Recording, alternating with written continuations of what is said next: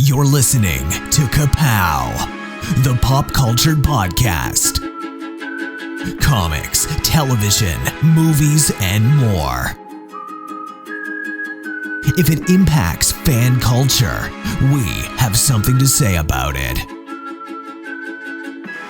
And now, your hosts, Jordan, Cliff, and Seth.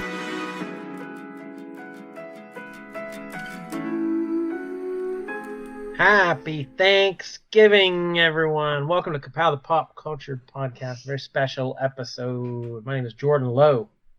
Gobble, gobble. Cliff Barnes. I'm Seth.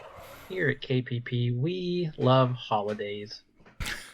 Any all we holiday, have. every holiday. That's all we have left. We also love TV. Yeah. Classic TV, modern TV, new TV, old TV, streaming TV, antenna TV. We love it all. And we love brackets. Oh, man. We love debate. We love counting things down. We love matching things up. We like declaring things in the annals of our history. So What you doing? mash that all together, and you've got tonight's episode. KPP's Thanksgiving Day TV episode bracket. The Wow. Turkey Day TV Tourney. So it has multiple names. What else? Much pithier. We're going to switch into that. Gobble Challenge. What, Yeah. when Cliff came at us with this, came out at us with some run-of-the-mill, any other podcast size bracket. It for was this. it was an idea. I had an idea. And I said, I like what you're springing on us here, but you need to quadruple it. Because that's how KPP rolls. Yeah. We need to, if we're going to watch the holiday episodes and specials, we're going to watch all of them. Yeah, so I was pitching, I'm always a little hesitant to these big ideas with humongous multiple team brackets because we've done such big ones in the past, and it's a labor of love. I love doing it, but man, it's a lot of work every time we do it. And I never, so I'm always like, well, keep it, just do the top ones. Just keep it, low numbers. Yeah. It'll be an easy episode. We can get through it quickly, and it always just like immediately. But how do we know the top ones unless Right. we really Unless we watch them. That's what we watch. That's what we do. You came out with, I was like, okay, so this is like some list of what are supposed to be the best ones, but doesn't have shows on there that KPP watches. Right. Like we right. watch a lot of other stuff that is, and if those shows are more appealing to us, then those Thanksgiving episodes are going to be more appealing to us. That's right. Yeah. Anyone can Google what are the best holiday episodes, and that you get. Hell, they could take response. that and they could have AI do a whole podcast about what are the best Thanksgiving episodes. But you're getting our blood, sweat, and tears. Yeah. Anyway, So it's going to be a long one. We have 56 episodes to match up with each other in a Final Four style, March Madness style bracket. We're going to go through, match them head to head. The winner moves on to face the next one, yada, yada. You know the drill. You've been there before. So 56 episodes. That's what's fun. And I was telling these guys before, I know for a fact that I watched well in close to 80 episodes that these guys didn't even put everything on the list. like for instance, The Middle has an episode on here. I watched all 9 Thanksgiving episodes of The Middle to put one on this list. I watched 3 episodes of Will and Grace, not on the bracket. I watched Parenthood, Family Matters, Dexter. We all some couples watch Schitt's Creek. None of these are on the bracket. They didn't make it. Well, it's whoops. So, we put in the work. Dexter was on the bracket. I don't No. think it's on there. No, I it's not just on noticed earlier. I wasted an hour. Me and Jordan and I watched Dexter. It's not on there, I guess. So yeah, a lot of us, we've got streaming apps. I signed up for a free trial of Hulu, and then when I signed up, they're like, "Hey, do you want Paramount Plus?" I was like, "You better give it to me. I'm gonna need it." Yeah, So yeah. I got to all, but I think 8 of them or so. I think you guys beat me. I think did you guys get to everything? I watched everything. Yeah, I had to pay for 2 episodes. I mean, of course, I pay for all these apps, but all these streaming things. But I had to actually pay for 2 episodes. A couple bucks to finish it off today. But I got it all. Yeah, I believe there was one episode that I'm not sure I finished. I watched most of it, and I got busy doing something else, and then I just never went back to it. There was one episode where I watched one series where I watched the wrong episode. Didn't realize it. Tried to get it on the bracket. Yeah, wrong episode. The wrong it was that worthy. No. Just to be talked about. But yeah, there was one episode that I couldn't find it. So that's about it. I think I've watched everything else. It was a weeks long project for all of us. A lot of hours of TV here, but yeah. I mean, I don't know. Are you guys sick of Thanksgiving yet? I mean, I'm kind of like got the Thanksgiving spirit a little bit. Like my family does not do Thanksgiving. Like our immediate family gets together and has a turkey. Like we do not have in-laws and great grandparents. We do not do a big Thanksgiving thing. It's never been one of the big low family holidays. Yeah. So I'd never have a huge reaction to this time of year. But like watching all these shit, like it makes you realize how much pop culture influences. A part of the holiday is the media you consume and like the getting you into that mood. So I've had more Thanksgiving spirit this year for sure. Yeah. I ended up having my Thanksgiving spirit came a little too early for some of the people at work. Like it was like November 1st or shortly after, and I was talking about Thanksgiving, and they're like, "Why are you talking about Thanksgiving?" and I wasn't able to explain. I was like, "I'm not even going to try to explain how many Thanksgiving episodes I've already watched in the last day or two." Yeah, they wouldn't understand, and I was like, "I don't know. I made a mistake. I don't want to talk about it." But no, I've always liked Thanksgiving. I love the big meal, but our family's always got together as a huge thing, and I just like that it's not anything else. It's just that. It's just that. It feels like what should be the purest of holidays. Like it is just giving thanks and enjoying a meal and being thankful for all that we do have, even in these times. So I think as Cliff messaged us earlier today, like, I think this came at the right time. I was, the problem with the holidays is they always, they always come right after an election, depending on whatever year, and sometimes that makes those holidays tough. So this was soothing to at least watch all these good times, all these families that feel like family. We grew up watching all these different families, and we feel like we're part of them. So it kind of took my mind off of all that garbage and just what are we thankful for? Right. That's exactly pretty much how I felt. I found myself kind of in the middle of growing up. We would go to multiple houses for Thanksgiving, all the families, and do that thing. And then as we've gotten older, it's just became, us and the kids and my parents, a lot of years, and my grandparents for a long time until they passed. But yeah, the grouping has seemed to have gotten smaller, and the holiday seems to pass faster and faster. So doing this, spending weeks watching these, because I'm watching it with my wife, and I'm watching it with Carly, and at the same time, and we're, it's sparking discussion, sure, and we're kind of, there's the nostalgia for it, or oh God, this isn't nearly as good as I remember it, whatever. But Carly hadn't seen a lot of those episodes, and so she kind of took notice of I had the bracket printed out in my list and keeping track of everything. So it was a nice little project for us. I agree. It definitely, the last week, week and a half or whatever it's been, it's definitely been a nice distraction. So I'm not just, it's kept my mind on other things. So, and it's less important, but I still think it's worth mentioning that we've talked before how we grew up. We had Nick at Night, where we saw samples of all these old shows from before we were born. So we were exposed to all this stuff.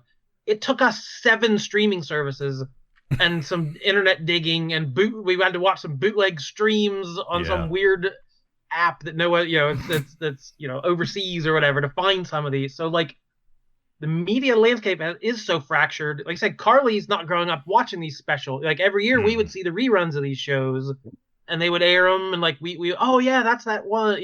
So things are so segmented that we don't have a shared cultural experience like this. There are still some network sitcoms and some really popular shows, but nothing like this that everyone saw on the same night on the same channel at the same time. So it was definitely nostalgia going back, but I think we're losing something not having. We have more content at our fingertips than we ever have before, but so little of it is a kind of a shared thing. So to be able to go back and revisit some of these, I enjoyed having a reason for it and a shared theme to compare and contrast all these things. So I don't know, it's part of it's pop culture, but it's our history as well, our shared togetherness kind of thing. Even the generations behind us are mad about kids today not having those shared things. I these younger people I work with, they're like, even they watched a lot of the same stuff, but not the last 15 years. Mm-hmm. Nobody's doing that. So yeah, there is we should have made a bingo card. I did write down some things to watch for here as we go. A lot of similarities in these episodes, guys.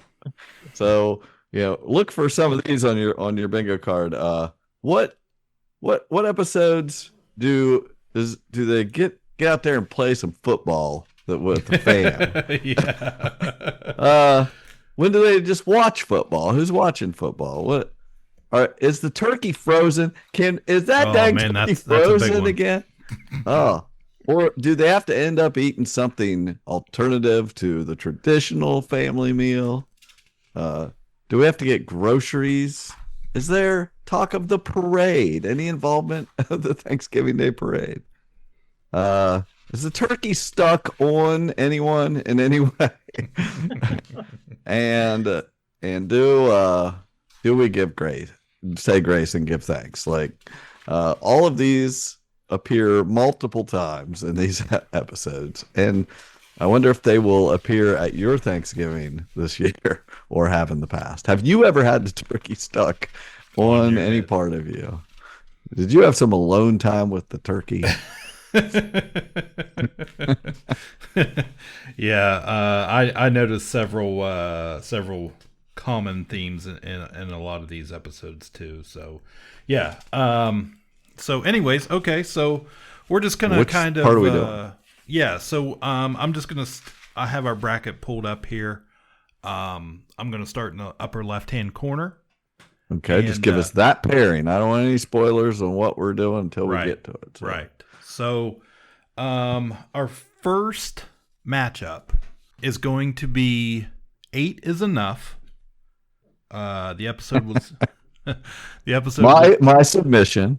Yes, your submission. The episode was called All the President's Men. It's from season 3, episode 11.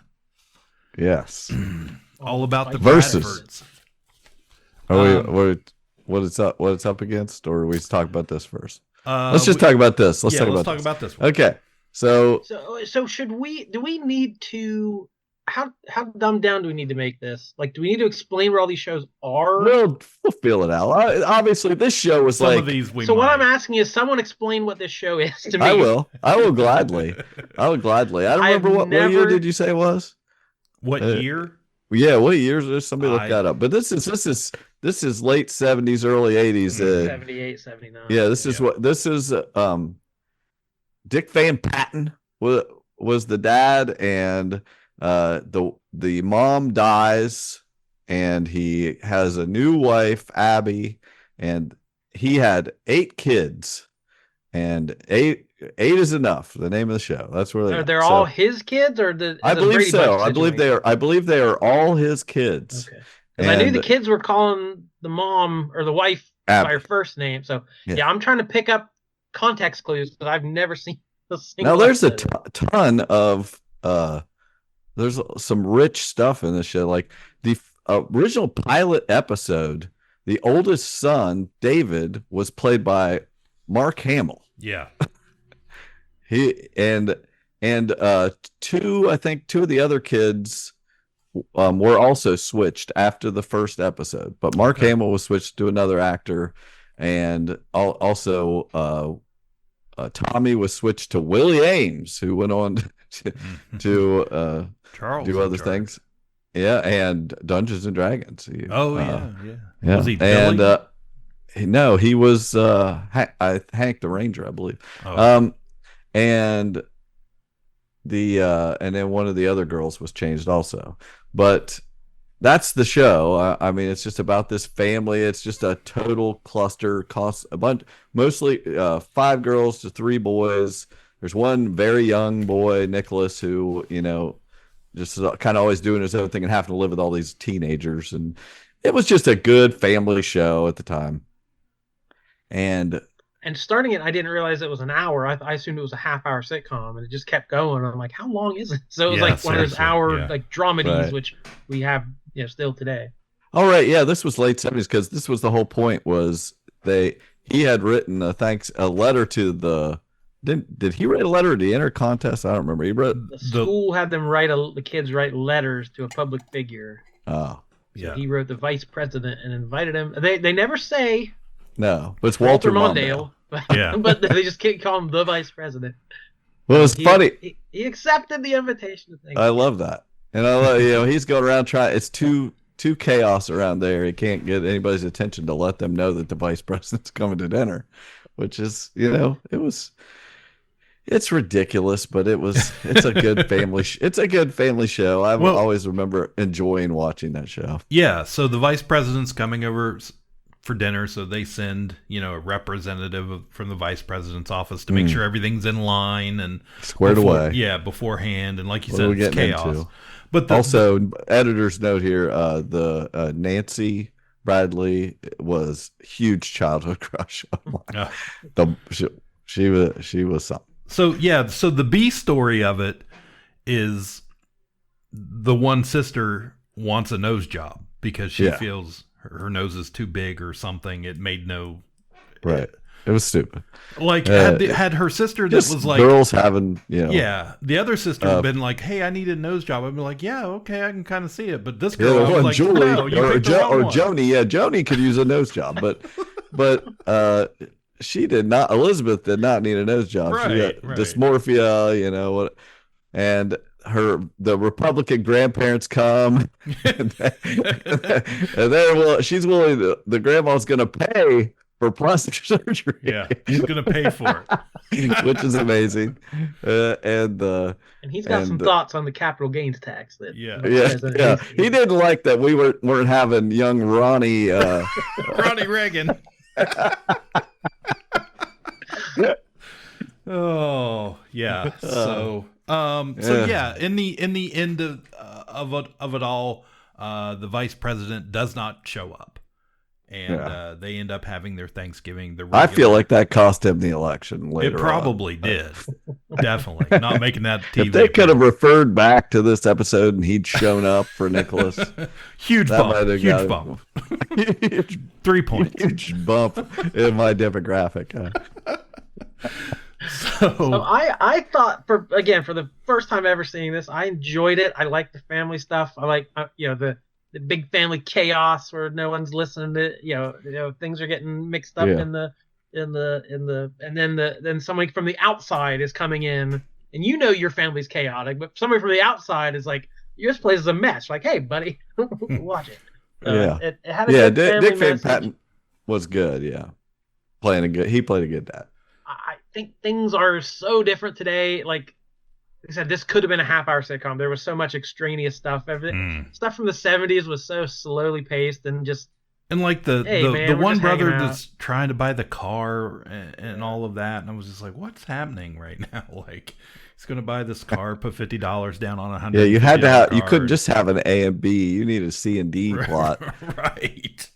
But I did always like that. I liked the guy that did play David, the whole series, like because everybody would go to him for advice. He was always the older guy that moved out or lived in the garage, or I don't remember, but he gave a lot of advice and stuff, and so it was a pretty good show for that time. Anyway, what's 8 is enough up against? Okay, so immediately, it is up against Bewitched.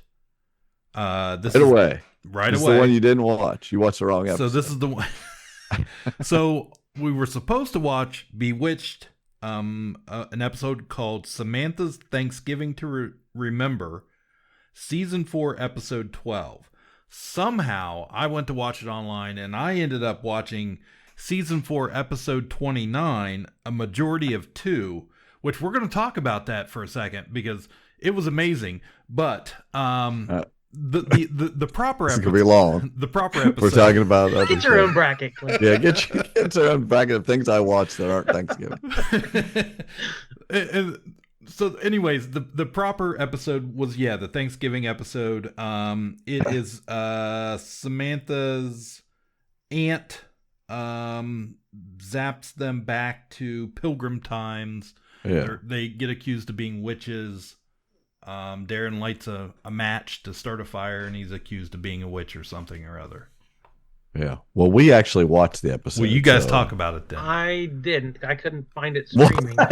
You should have watched episode 29.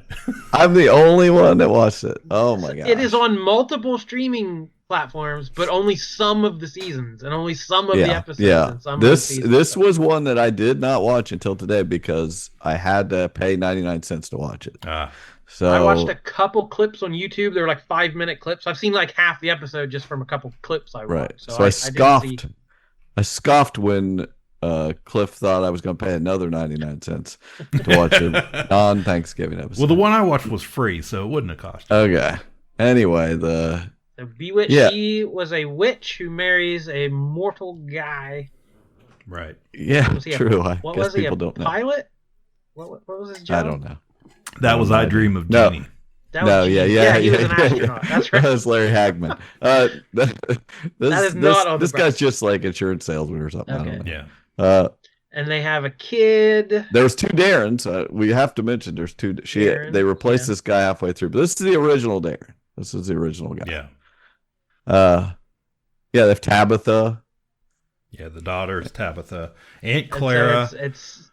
So it's the neighbors. Oh, Samantha does stuff every episode that's missed. Somebody may see you are a witch, or so like they get into sitcom shenanigans, I'm sure. Right. So in this episode, the aunt accidentally zaps herself to their house while she's sleeping because she talks in her sleep. So she's there for Thanksgiving uninvited, and so she tries to make it up by taking them to the original Thanksgiving is basically what happened. And they go there, and John Alden is inviting them to dinner, and Darren freaks somebody out because he says, "Hey, how you doing?" And guy almost dropped his turkey when he said that because that's not a proper greeting, and it freaked him out. And Elizabeth Montgomery could speak perfect Pilgrim. She had a lot of F's and at the end of every word. And anyway, it was not a bad episode. It was pretty good. I'm always impressed with these older shows.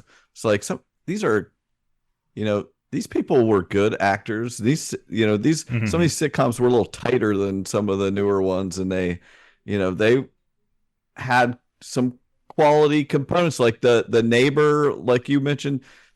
When she zapped them back to olden times, that woman was in the kitchen, so Mrs. she got Kravitz. taken with them. Yeah, she got taken with them, and so it's always she's going to reveal to her husband. Her husband never believes her. So then when they zap back to the modern times, they're all wearing pilgrim clothes because they had changed while they were there, and she goes running off to go show her husband, but by the time she gets there, they've already zapped her back into regular clothes, and she's oiled again. But it was fine. Like you said, he went to light a fire and lit a match, and of course he's declared a witch, was very ironic.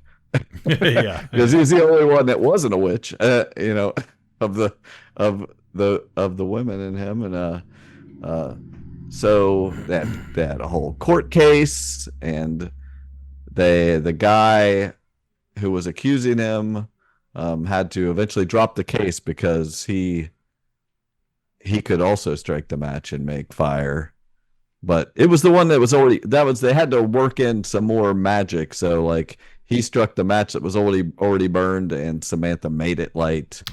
She would twinkle her nose like right. I could see where you could get confused with I Dream of Jeannie, because she would she would blink and nod blink and nod. Well, she would twinkle her nose or whatever. And anyway, it was pretty good episode, but as the only one who watched these 2 episodes, my vote is 8 is enough. I thought that was a better. So the episode I watched. Well, you can't vote if we're not voting for it. I know, but I want to talk about it. So the premise was, and the reason maybe I was like, how did I not notice this wasn't? I watched the whole thing, never thought about it. Did not notice it wasn't a Thanksgiving episode. There's no turkey at all. And I think the premise was, right, there wasn't. But there was a dinner scene, and I think that's what confused me. So in that episode, Darren is off somewhere doing work or a business trip or whatever, and Darren's boss, Mr. Tate, comes to the house and he begs, Samantha, if she would host a potential client they're trying to land from Japan. Okay. So Aunt Clara is there again, and Mr. Tate brings over Mr.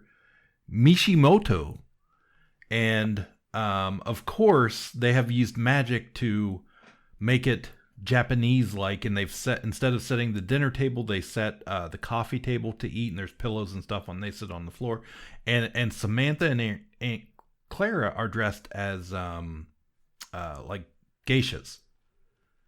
And Mr. Mishimoto is played by the whitest British dude ever. And it's total cultural appropriation.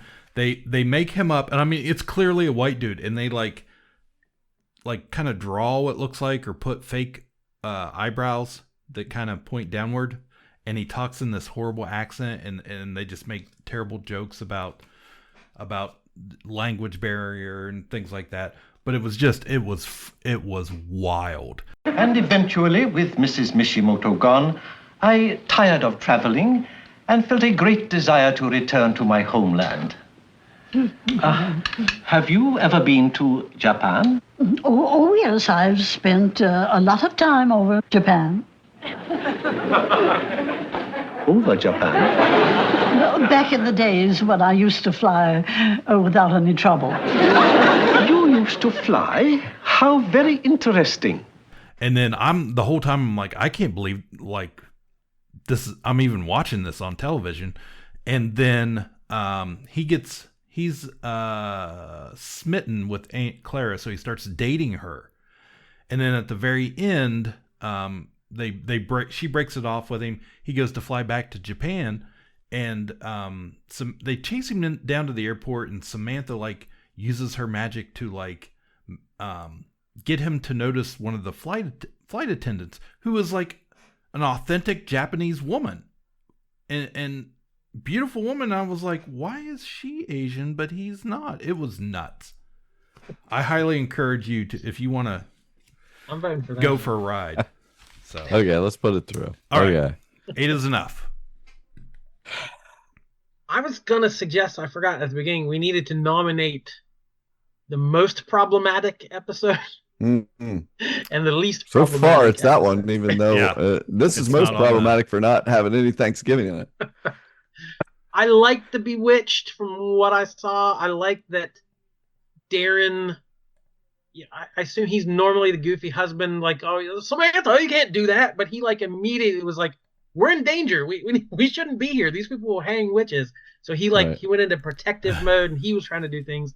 And yeah, like I said, the obvious thing would be to see actual witchcraft, but no, to switch it up and have the guy who's not a witch be accused of witchcraft. That was clever, and had real heavy Thanksgiving theme. So I like that one, but I didn't watch the whole thing. So Sure. I'm Yeah, happy to go. 8 is enough. 8 is enough. They're pretty close. I will say, I just like that show better. But also I will say about that, I remember thinking at the beginning of the episode, she's like basting a turkey, pulling it out of her oven and everything, and I just thinking like, at what, that was just like, wait, this is 60s, I think. Yeah. And it's just like that. This is this normal, traditional Thanksgiving. Like, how few years are we from that having really begun? Like, I know supposedly 16, 20, whatever, but like, Mm-hmm. just having ovens in that, electric ovens and all this in your house and living the modern, 50s, Yeah. whatever that's supposed to be the idealized America, like that just started like then. It had not been that long, since we're considered modern, starting with the 50s basically. And it's like it just seems like, I don't know. I felt like I should have watched a Little House on the Prairie Thanksgiving. I forgot to look something I looked to find that, because it's just like everyone we saw is really a modern take. Our next matchup has a pretty primitive take. Yeah. Oh, good. What was it? So we have All in the Family. Oh, okay. It's called The Little Atheist. Yeah. It's from season 6, episode 11. Yeah. Now, for anyone not knowing All in the Family, this was a very, huge show. But very much in the zeitgeist. This was very cutting edge. Had a lot of performative racism and things to accentuate, what was going on in society and shine a light on it. And Carol O'Connor. Imagine a very divided society. Yeah. Where we who all agree would on have thunk it? Yeah. But if it is very relevant, and the people watching it at that time, like I was there watching it with my parents and stuff. Like, I'm like, what were they thinking at the time? Like, were they, do people don't understand. Were people seeing that it was a rip, that he was not that he was trying to make a fool of Archie Bunker? Right. Carol O'Connor was a freaking genius at this. Like, just watching this episode again, this is a great show. All in the Family is a great show. Like, I was just, again, like, him and I don't know her name, but Edith, that actress, she is great. It's got Rob Reiner and Sally Struthers. It's just it's a great cast, and just I miss that show. I miss shows that were just such high quality. Yeah, ultra conservative Archie Bunker set in his ways. He's the red-blooded American male who's not going to change for any feminism or any of these newfangled 60s ideals. With a very, his daughter marries a very liberal meathead. Yeah. And so it was having the conversation. This was Norman Lear's writing of like the conversation America was having with like moving into these modern times with these newer civil rights movement and women's movement, all this stuff. That they're here at the center of it was a guy who we could all identify with, and he was a lovable guy, but he was a bigot, and he was sexist. And it's like, this was, I'm sure, a lot of families then, a lot of families now are dealing with this cultural divide. So it didn't need to be a Thanksgiving episode to have this tension between it. That was the whole set. Every episode was this. And he's trying that basically the whole deal is his daughter's having Thanksgiving at the first time at their house, and they're going to that, and they don't want their child there to be she's pregnant. When they have this child, they don't want it to be raised in religion. They're Right. They want the child to, figure it out for themselves, or, not be forced into it. And that's just devastating to these grandparents, and they want they're going to sneak the child off to church when they have it. Yeah, so this is this is, like you said, still very relevant. It's about new parents setting boundaries, and today we would call it breaking family trauma, and here we were back in the 70s or whatever. But even today, I still hear people make references about Archie Bunker, and he knew the way, and we got to be more like him. Like they just never they never got it. So anyways, so in this episode, Meathead and Gloria are hosting Thanksgiving for the first time, and Edith makes Archie put his suit on, which he doesn't want to do, and he doesn't want to go over there in the first place. They have Thanksgiving and blah blah blah blah blah. It's all very real life situations. Oh, no, Archie, you ain't gonna wear your sweater to Gloria's house. What are you talking about? Why not? Well, this is Thanksgiving dinner. You're gonna wear your best suit. The turkey ain't gonna know the difference. Archie. When I get dressed, I am dressed. Oh, no, you're gonna look... I don't believe what's happening here. What are you doing? This is a new high in low. A nice new dark blue suit. What do you mean, my dark blue suit? I'm going over there to eat, not to get buried. Please. Oh, gee, going over there, getting dressed up just to eat with the daughter. Many's the time she ate with us wearing nothing but a diaper. It won't hurt you to get dressed up once a year. Oh, look, you're putting a tie around me, too. What do I need a tie for? The only thing I ever see around a meathead's neck is a napkin. Archie, this is the first Thanksgiving dinner Gloria ever cooked, and it's very important to her. All right, important. Get out of here, will you? Get yourself dressed. Oh, yeah. And of course, there's a big fight during the episode over religion and how this child's going to be raised, and Archie's throwing a fit and wants to, or does he leave? He wants to leave. I can't remember. He wanted to leave. He told Edith to follow him. Don't look back or you'll be turned into a pillow of salt. So my favorite joke of the whole thing is when he goes to say a prayer or whatever, and he pulls out his prayer book and he's like, I wouldn't be sitting here today if I didn't have this in my back pocket in the war. He had shot and it saved him. I wouldn't be sitting here today if this wasn't in my back pocket. So it was good. Yeah, what's it up against? This one is this is up against Silver Spoons. Two-parter. Major episode, right? I wanted primitive. Here we go. Bananas for Thanksgiving. So Silver Spoons, I mean, it's definitely a show I remember it being on. Of course, it's a story of Ricky Schroeder, and he is off in military school, I believe, and then finds out who his real dad is. And this is another one I couldn't remember. Like, was he rich? Was his dad? His dad I didn't remember the setup. His dad owned. His dad seemed kind of like a yutz. Yeah. Oh, okay.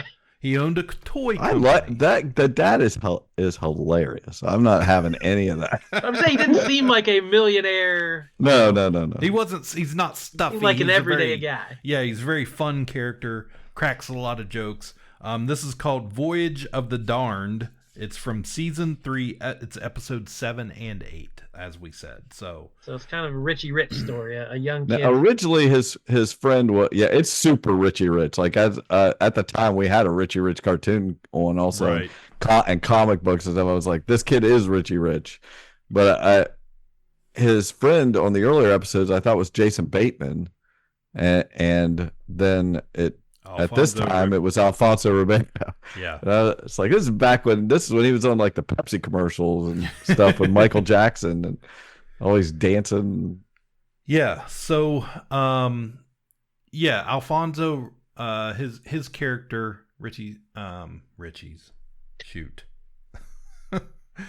Schroeder's character, I don't remember his name, but anyways, they're like best friends at this point. And Alfonso's character, his kid is being raised by his uncle or something, who is like the lawyer or the accountant or something for the dad, the toy business owner character. So he's around. They don't have much of a relationship. So it's Thanksgiving. They decide they're going to take the family or the company plane. And with Aaron Gray is a pilot. She can fly Aaron it. Gray. I did not remember Aaron Gray being on this show. I did. I remember now. I remember everybody thought she was something. So anyways, as they're up in the air and there's a bit of a long scene in the airplane where they're kind of switching seats back and forth, and then one of the engine cuts out and then the other engine cuts out, and they have a crash landing on a deserted island. But they were flying through the Bermuda Triangle. Well, yes, of course. Of course. That's where all the crashes the 80s. happen. It was the 80s. Like the Bermuda Triangle, you think is going to cause all kinds of. So yeah, they wanted the kids. Kids wanted to go to a high school Thanksgiving party. They'd been invited, and because they were freshmen, and there was a good interaction there. Like they had not let the kids know that they were going to go do this, and Ricky. It was just good. Snappy dialogue back and forth that I thought, man, they did some of this stuff really good back then, and I liked it. It just the ass end falls out of this. It does once they crash land, and it's just what are we watching it? We don't get to see the crash, which I was disappointed. Like there was no effort there. It was just, we're going down, and then it cuts to commercial, and then you come back and they're walking around. I'm like, what happened to the plane? There's all these unanswered things, you know. They put like tears and holes in their clothes. Like, right. Oh, that was that close. Yeah, it was so close. So, so they have to. They're stranded on the island, have to spend time there. And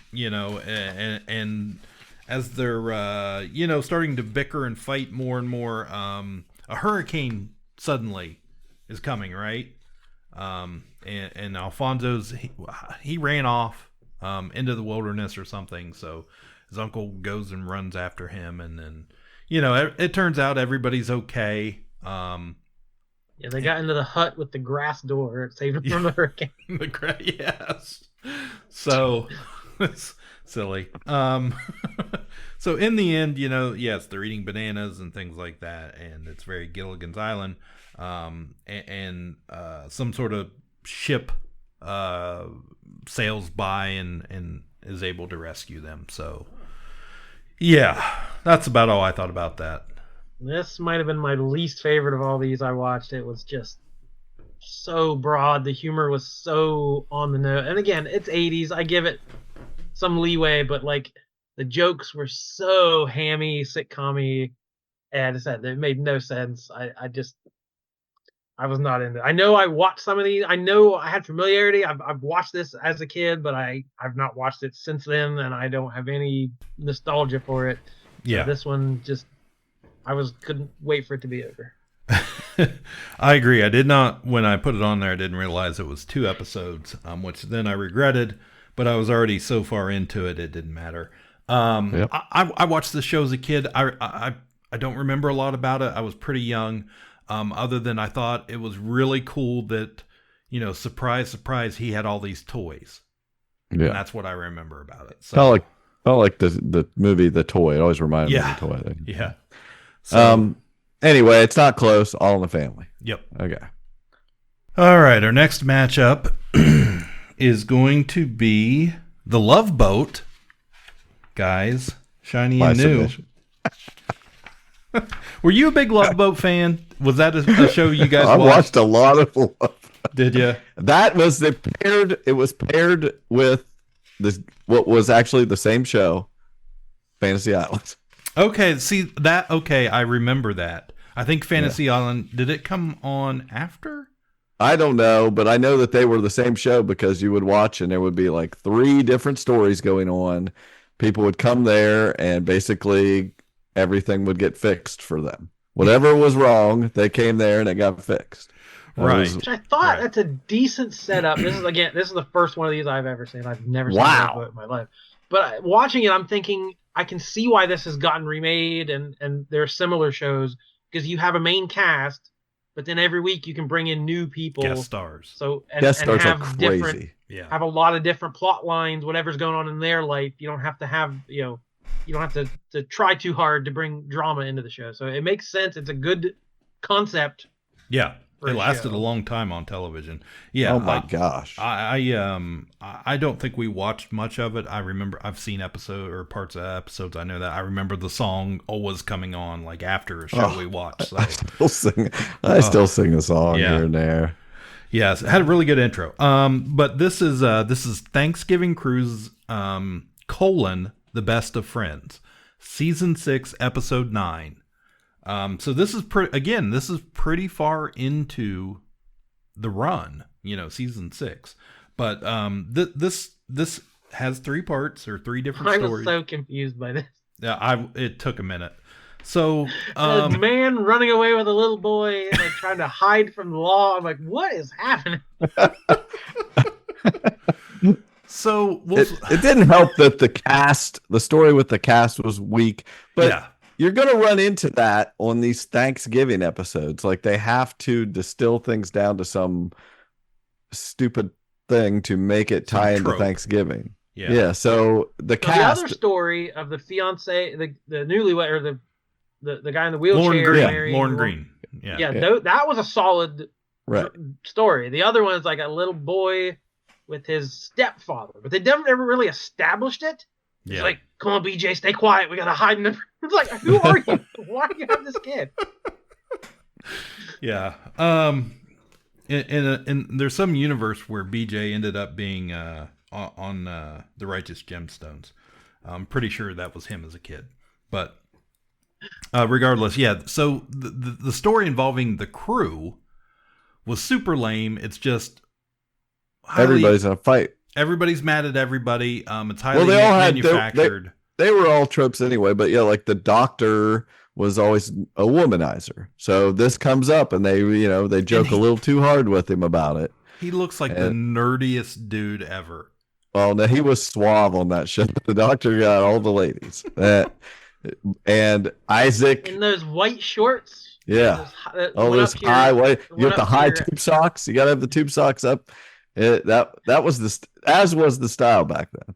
The zipper in those shorts was like 3 feet long. It was up to your armpits. Yeah, but they so there was the doctor. That stuff isn't important as the bartender, but I do want to touch on as they were all bickering. Captain Steubing was always cool as ice. He always had stuff under control.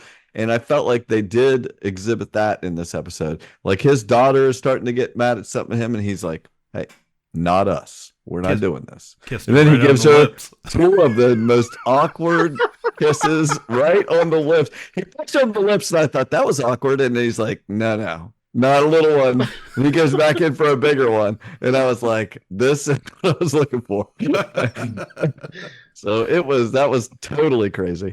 But he's always cool and takes charge and fixes everything. Or does everything the right way. Like he told them, like, he's like, "No, I can't let you go with your stepdad. If the law says your father has," it was totally unrealistic. The actual father was like way too nice. It just didn't make any sense that they would just get along. Like, it was great. It was a great feeling that everybody just gets along. I know, but that story was crazy. Then, like you said, and that was Apollo from Battlestar Galactica, right? Okay, I never watched. Oh, yeah, you're right. It was. So they had 2 Battlestar Galactica people on that episode. BJ Boats, Battlestar Galactica.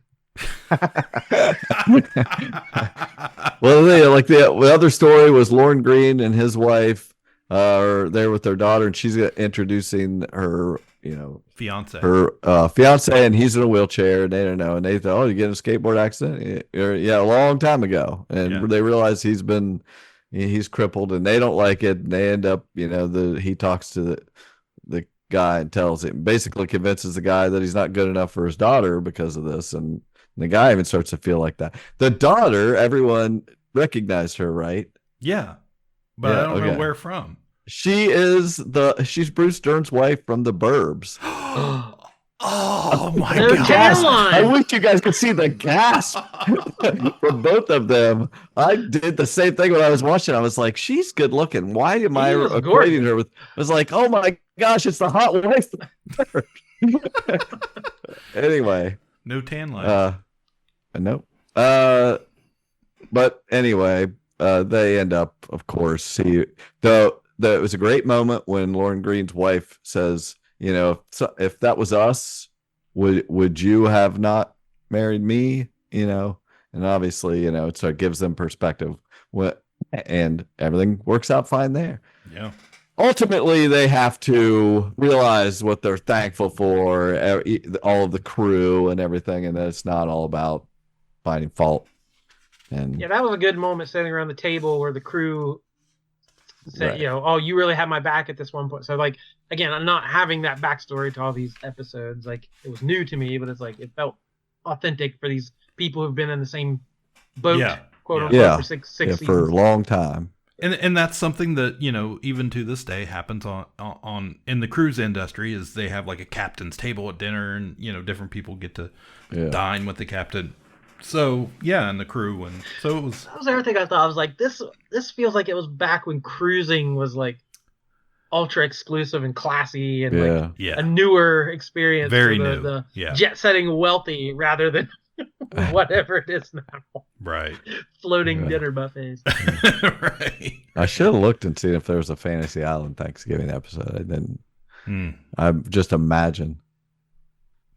Anyway, go on. All right. So that was it. Lauren Green doesn't roll with cripples, and apparently Mrs. Rumfield did. Up against the Bob Newhart show. This is the original Bob Newhart show. Over the River and Through the Woods, season 4, episode 11. Guys, I don't know if I've ever seen an episode of this before. I'd watched Newhart. Oh, I watched them all. I grew up on this. My mom watched all this kind of stuff, and I just was sitting right there with her watching everything. I loved television. And I was just like, I am the child of television. I sat there in the 70s and 80s and watched it all. So I watched all these Bob Newhart episodes. I watched a ton of Newhart as it was airing live. Our family did. And then years later saw the Newhart show on like Nick at Night. So I've seen not a ton of it, but I've seen plenty of it. And I really like it. Yeah. Bob Newhart's just amazing. He died this year, and I was like, I gotta see if I can get this on the list. Basically the gist is his wife wants to go home and see his family. See her family. The trope of him not wanting to go visit her family, and he's got to be there for his patients, and so is his excuse. And that, so he stays back, and the bunch of the guys are kind of stuck, not getting to. He's got a patient, a neighbor, and other people. So they all kind of go to the apartment and end up getting ripped and ordering Chinese food. Yeah, that's pretty much what my note said. So this era of as a psychologist, psychiatrist, whichever, like it was not as sensitive to mental illness, of course. So that was a very big, not normal people wouldn't go to therapy, so it was always he had the craziest clients and patients. So everyone was a real nut job. So a lot of the humor came from his wacky patients who were, his very deadpan response to this very over the top crazy patients, because only a real wacko would need to talk it out in there. I do want to flag that we had a frozen turkey in this episode. Yes, it was small. Wasn't this the one show? There was somebody won the raffle for free turkey. That's right. The Ralph would get conned into doing it at the beginning. Yeah. Right. He did what they do, and whenever there's a frozen turkey, you gotta turn it up all the way. Just cook it. Always. Yeah. They were wasted when they were doing that. He wanted to turn up to 2,000, and no, I got that 500. Yeah, it was kind of funny. I realized my whole life, when I have seen or read the words Mugu Gai Pan, I always like Mugu Gai Pan, and I didn't know why. This is why. But this had imprinted on me that it was so funny. They order Chinese food drunk and just keep saying Mugu Gai Pan. So I've always pronounced it weird. I knew it was a reference to something. I was like, oh, that's what. Hello, is this the house of who? I'd like to order some Chinese food. What do you want? Howard wants pizza. No, I don't. I want some Mugu Gai Pan. Did you hear what Howard wants?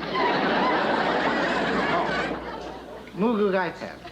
That's what I want too. Dr. J. Robinson wants Mugu Gai Pan.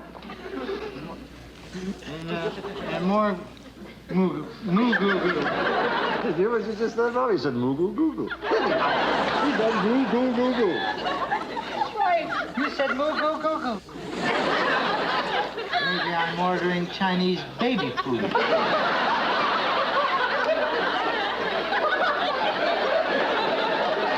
Well, you better get some paper wrapped chicken. Wrap up a chicken. Next. I'll have the sweet and sour pork. Make up your mind, Mr. Collins. Okay, I'll have the Mugu Gai Pan. More Mugu Gai Pan. Mr. Ramaki. I'll have another Mugu Gai Pan. More Gouda Go. My name is Bob Hartley. It's in the book. I did have a problem with the joke where they only like 4 of them ordered Mugu Gai Pan, and they got $100 worth. Yeah. Pallet comes in on a dolly with all this stuff. I'm like, come on. I did like the joke also where the wife Emily is wearing she's making the paper bag thing, and the actor comes in, the neighbor, who he was also on I Dream of Jeannie. Yes. He was the funny guy. When I don't remember his name, but he kept coming in and not noticing that she had this huge paper bag on her head, and then when she takes it off, he asks if she changed her hair. Yeah, that's good. It's like good stuff. I like this. Was just good stuff. I thought that this one of the strongest jokes of all these shows was they kept doing the knock knock jokes, trying to get each other having the one guy didn't quite understand the knock knock jokes, and at one point he bangs the frozen turkey on the counter. Bam, bang. Who's there? That's such a perfect sitcom joke. I loved it so much. Totally agree. Yeah, totally agree. It was good. I thought it was a little slow in the beginning, but man, it once it caught steam, it was freaking hilarious. Yeah. So it was just nice to spend time with these characters for me. Like I had watched it all in the past, and I think Bob Newhart is just, his dry humor is so good. Yeah. So I would just go and say I vote for this over The Love Boat. Easy pick for me. All right. So Bob's moving on here. Okay. So next, we have the Brady Bunch. Guys, we all watched the Brady Bunch, right? As in a million reruns. This is called the Underground Movie. It's from season 2. It's episode number 5. I remembered this story of a lovely lady. You all remember a lot of these shows were probably on our theme song bracket. Mm-hmm. This definitely was. Definitely. So, this particular episode is all about Greg's got to make a movie. Well, he's going to make a movie. He's got a project for the first Thanksgiving for school, I do believe. And he decides he's going to use the old home movie camera, 8mm, I think, and write and direct, and his family's going to star. in this, all about the Pilgrims and the Indians. First Thanksgiving. So immediately Bobby and Greg, or Bobby and Peter, they want to be Indians through the whole thing. So he took some set pieces from the plays at school and built a whole set in the fake grass, in the backyard, the AstroTurf doghouse. Yeah. so yeah, he's cast Mom and Dad and Alice in this. Very classic sitcom stuff. I always liked these types of episodes as a kid. That I don't know why. Like, if they were making a movie or shooting a music video or something, I always thought that was super cool. So I don't know, anything stand out in particular for you guys? This one didn't. I mean, the whole thing was about Thanksgiving and the history of it, but it's like, Brady Bunch, I expect a big scene around the dinner table or something like that. It didn't quite have that. So I don't know, the family squabbles, nobody's listening to it, he's trying to get, herding cats kind of a thing, and so 8 is enough vibe. Yeah. A little bit. No one's listening to their instructions, and everyone has a better idea of how to do it. Yeah, what was that? What movie had such an influence on these? That wasn't there? There was a movie like in the 50s or 60s that was just parents and the two families coming together with a bunch of kids, and I want to say it was like Spencer Tracy or I don't know, Yours, Mine, and Ours or something like that. But anyway, I loved the Brady Bunch. So this is not one of my favorite episodes by any means. Like, I did not love this episode. I like, the speed up the camera. That's funny, and to show it all, and the movie he made, and I like. Go ahead. I like the moment where Greg, the tension. Everybody wants what they want, and he has to put his foot down. Either I'm the director or I'm not. And so, the Mike Brady has to step in and say, we're going to listen to him. This is how we'll do it. Except you got to take the camera lens off. Like, you can't have the cap on there. But other than that, it wasn't a very great episode, but we'll see what it's up against. So, it's coming up against Happy Days, guys. We all love Happy Days. We've talked a lot about Happy Days on this podcast, that's for sure. Yeah. And in our daily lives. This was my pandemic show. I rewatched the entire 11 seasons during the pandemic. Starting with I started when he jumped the shark. I made up my own. I made up my own watching order. The first one I watched was him jumping the shark, and then I watched all the rest of it, the bad seasons, and then looped around and watched all the good. That's the way to do end, it. So. That's the way to do it. And see, because so many of these shows you do a watch of, and you end on such a sour note with all the garbage, where there's barely the whole cast there anymore. So I had seen all these not too long ago, and my memory of this one was ugh. This was a goofy one, thinking it was later in the run, but it actually wasn't. There were some really good jokes in it. I enjoyed this one a lot. So this was made in the 70s, but set in the 50s, kind of that nostalgic look back when we were, in these turmoil times of the 70s. We wanted to go back to simpler times. This was that 50s show of the 70s. yes. American Graffiti, that sort of thing. So. Yeah, so this the Cunningham family and Arthur Fonzarelli. This episode was called First Thanksgiving, season 6, episode 12. Now I think Happy Days ran for 11 seasons, something like that total. So this was right in the middle, halfway. Yeah. So Arnold's had not burned down yet. So, so the Cunninghams and the Fonz, they're going to have their Thanksgiving, and basically we get a reimagining of what it would have been like had they lived back in Pilgrim's times, and they all talk with a very Pilgrim-ish fake they accent. speak Pilgrim like Elizabeth Montgomery did. Right, very goofy, like, you guys better cool it out, like that kind of like. Right. Oh my god. Yeah. No, I did like it had all the beats of any Happy Days episode. Richie was too much, and you got He found Posse blueberries up on the hill. Yeah. Yeah. So What a thrill that must have been. yeah, and Ralph Mouth, who also did Donnie Most did a voice of the Cavalier in Dungeons and Dragons cartoon. But him and Potsy cracking jokes, and I liked all those jokes. They get to just change it up for those times when they go to Arnold's, and when you go to the bathroom, it just opens to the outside. And I don't know. That stuff still made me laugh, and of course it's all about the Indians were blamed. What was it they were supposedly had done? I forget already. Oh gosh. I don't think it was really important. The Fonz takes the brunt. He of brought it. him there.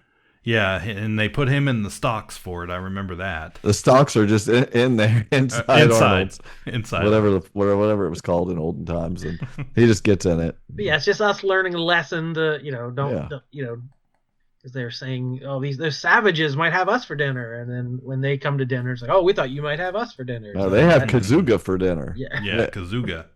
Which it looks just like a turkey. They said later, it was a turkey. It was whatever. Yeah, they got together and figured it all out, and they had the first Thanksgiving, and everything was fine. Right. So. But yeah, Mrs. C had slaved over, the meal, and everybody else was just sitting watching football and weren't helping. So. It was Put that your bingo frustrated. card. Bingo card. Watching football. Yeah. So.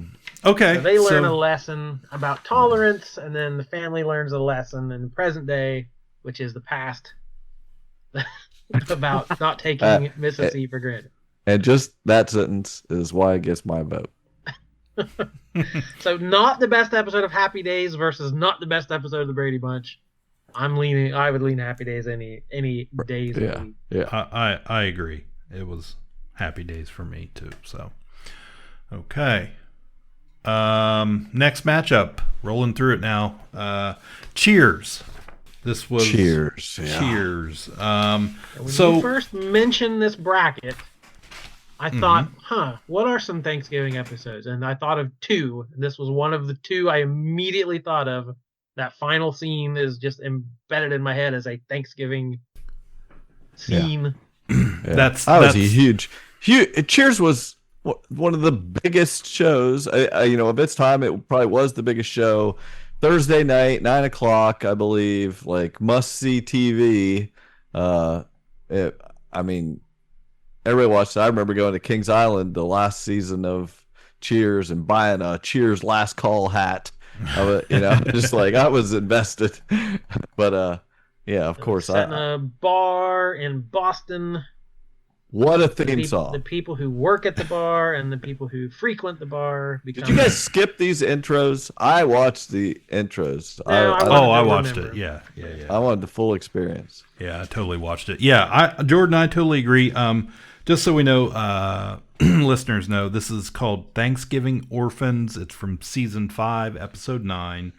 And I totally agree. This was one of the first 3 I thought of. And it was simply the end of the episode scene with the food fight that I remembered being such a big deal because at this point, you never saw Norm's wife, Vera. And this was the episode they were going to finally, she was going to be there and on camera and make an appearance. And of course she got a pie thrown in her face.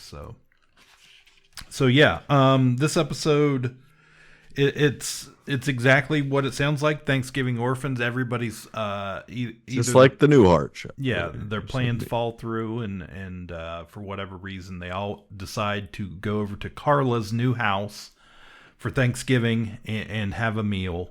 And it's frozen a lot of turkey, guys. There's the uncooked. Turkey. It's not frozen, but it ain't real thought out. The little popper thing won't pop. Yeah. So. That's because it's frozen. But yeah, I honestly thought it was really solid. It was too big. It was Birdzilla. They said it was too big. Birdzilla. Too big for Carla's stupid oven. Yeah. But yeah, it's a lot of the episodes. A lot of them just sitting around the living room, watching football or watching the parade. Very common. That's what we do on Thanksgiving. So and it's a very simple story, but all the actors are so good, and we're in the 5th season already, so they know their characters so well. They interact together so well. So you got pompous Fraser Crane and Cliff Clavin, who never knows when to shut up, and sassy Carla, and haughty, stupid, dumb Woody, very dumb Woody. Yeah, what did he say? He said, come on, guys.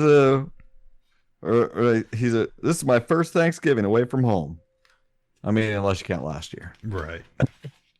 It's just like, yeah. And it's sitcom-y. It's like, yeah, you kind of see where it's headed, but like I said, it's so just fun to watch still, because they're all so at the top of their game. They really are the classic Sam and Diane back and forth. That made the show so good in the beginning years. So yeah, it was good stuff. Free Rebecca, super solid. So this is going to be this is a post-coach pre-Rebecca episode. Yes, that's right in that corner right there. That's how iconic it was that you can say that and people know what you're saying. So, okay, what's it up against? This is up against the A-Team. My submission. Which was called Family Reunion Season 5, Episode 8, it looks like. So, this was the episode I did not finish. Oh. Got busy doing something else and then just never got back to it, but I watched most of it. You don't know that. Now, my memory of the A-Team, which we got some of that, was car chases, cars flipping and rolling 6 times, guys getting thrown out windows, shooting guns that never actually hit anything. Like, I remember planes coming together. Yeah, I remember. That's what I remember of A-Team. But a lot of this show was like slow and quiet, and them like just dealing with family stuff and on the phone with Washington about all politics. And it's like, was every show like that, or do I just, as a kid, did I just remember the highlights of this? Yeah, you remember the highlights. Yeah. I would say that there's more of that this episode because of it being a special episode about Thanksgiving. But there was a lot. These were, like you said, when you watched Hey, It's Enough, these were long shows. They were hour shows, so they had to add a lot of stuff. This is probably the most feeling you get out of Murdoch.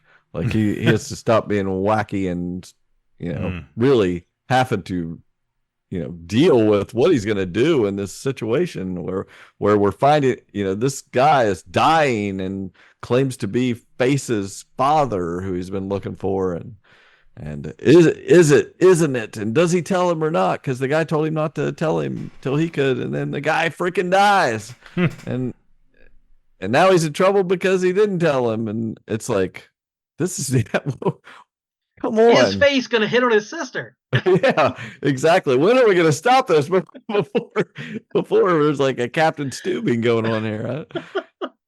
Oh, it's crazy. Now that were you guys aware that at this time, when this episode aired, you called in to vote whether it was Face's father or not? What? This was a real thing that happened. Like a 900 number? Yeah. Wow. You called in to vote, and whether it actually affected anything, I don't know. Maybe I don't know, but I mean, there's some skepticism about that at that time, but this was a vote of whether they supposedly had an alternate ending of whether when Ready he to finds go. out at the end, which at the end we find. What do you say? That's crazy. It is crazy, but yeah, we had it all. But with the end we find out it was not his father, I believe, and that was surprising. I was like, whether people voted for that or not, I can't. Who knows? Supposedly. Wait, what? My episode where he was the father. Well, what? Maybe I got the alt ending. I got the alt ending. Eclipse didn't watch any of them. He had the Schrödinger's stuff. That's what I said. What ending did you get?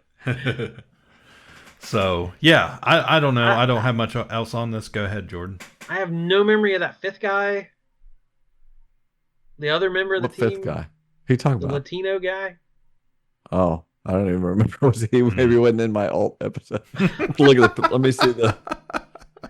Let me see the pictures here of who was on it. Yeah, Hannibal, Face, Murdoch, and BA, but I didn't remember the fifth guy. Yeah, there's Frankie Santana was his name on there. Yeah, I don't remember. He knew how to blow up a fire extinguisher so that it would blow up a car. So he was helpful to the crew. I like what didn't Mr. T did something funny in it. He knocked somebody out in a funny way that I was hiding in the clothes hangers. Yeah. It was worth watching. I remember I had memory of this episode, like thinking it was one that stuck out to me because there was a lot. It was a big deal that this about Face, and the call-in thing. But that was it. It wasn't that crazy good. It was fun. It was nice to revisit, but I wouldn't put it anywhere near Cheers on a bracket. If one were doing a bracket. Yeah, I agree. It had to be on here because it's us, and it's from 1984, Cliff's favorite year where the series started. Yeah, that was a good year. But yeah, gotta go with Cheers on this one. Me too. Cheers all the way. So, okay. Next we have, this is interesting. Amazing Stories. It was just called submission. Thanksgiving. Season 2, episode 9. I remember this series. I remember not liking it as a kid. Oh, when this series came out, I was like, there was 2 series that were, in tandem to me that I remember together. Was Amazing Stories and Alfred Hitchcock Presents, the new version of it. And I preferred Alfred Hitchcock Presents because I don't like the supernatural explanations for things at the end of some Amazing Stories episodes. You don't. I like a more concrete, so you could solve it or something, But I remember those shows together. But I watched all these. It was a huge deal. The ratings were through the roof for Amazing Stories. Now this was Steven Spielberg and Amblin, just like an anthology. So every week was a different story with a different cast. Is that yeah. I remember The Mummy. The Mummy was like the most famous episode I remember. But anyway, go on. The main nostalgia I got from watching this was the beginning intro. The theme song and the computer graphics, I vividly remember. I was like, oh my gosh, that was in my head somewhere. Vividly remembered that. Very young Kira Sedgwick. Yes, very young. Yes, and Carradine from Kung Fu. So, yeah, this was weird. So Kira Sedgwick's stepdad, David Carradine, they live out in the desert apparently, and there's a well that they're not getting any water out of, and he's really mean and abusive, and they got to go out there, and she's got to quit her caterwauling, playing the guitar and singing songs, and he pulls his Bowie knife out, just cuts all the strings on her freaking guitar. Yeah, like what an asshole. Truly. And she better get out there and work and find the water, and I don't know, it was completely weird. He goes down in the hole. And something happens. We don't know what. Something just happens.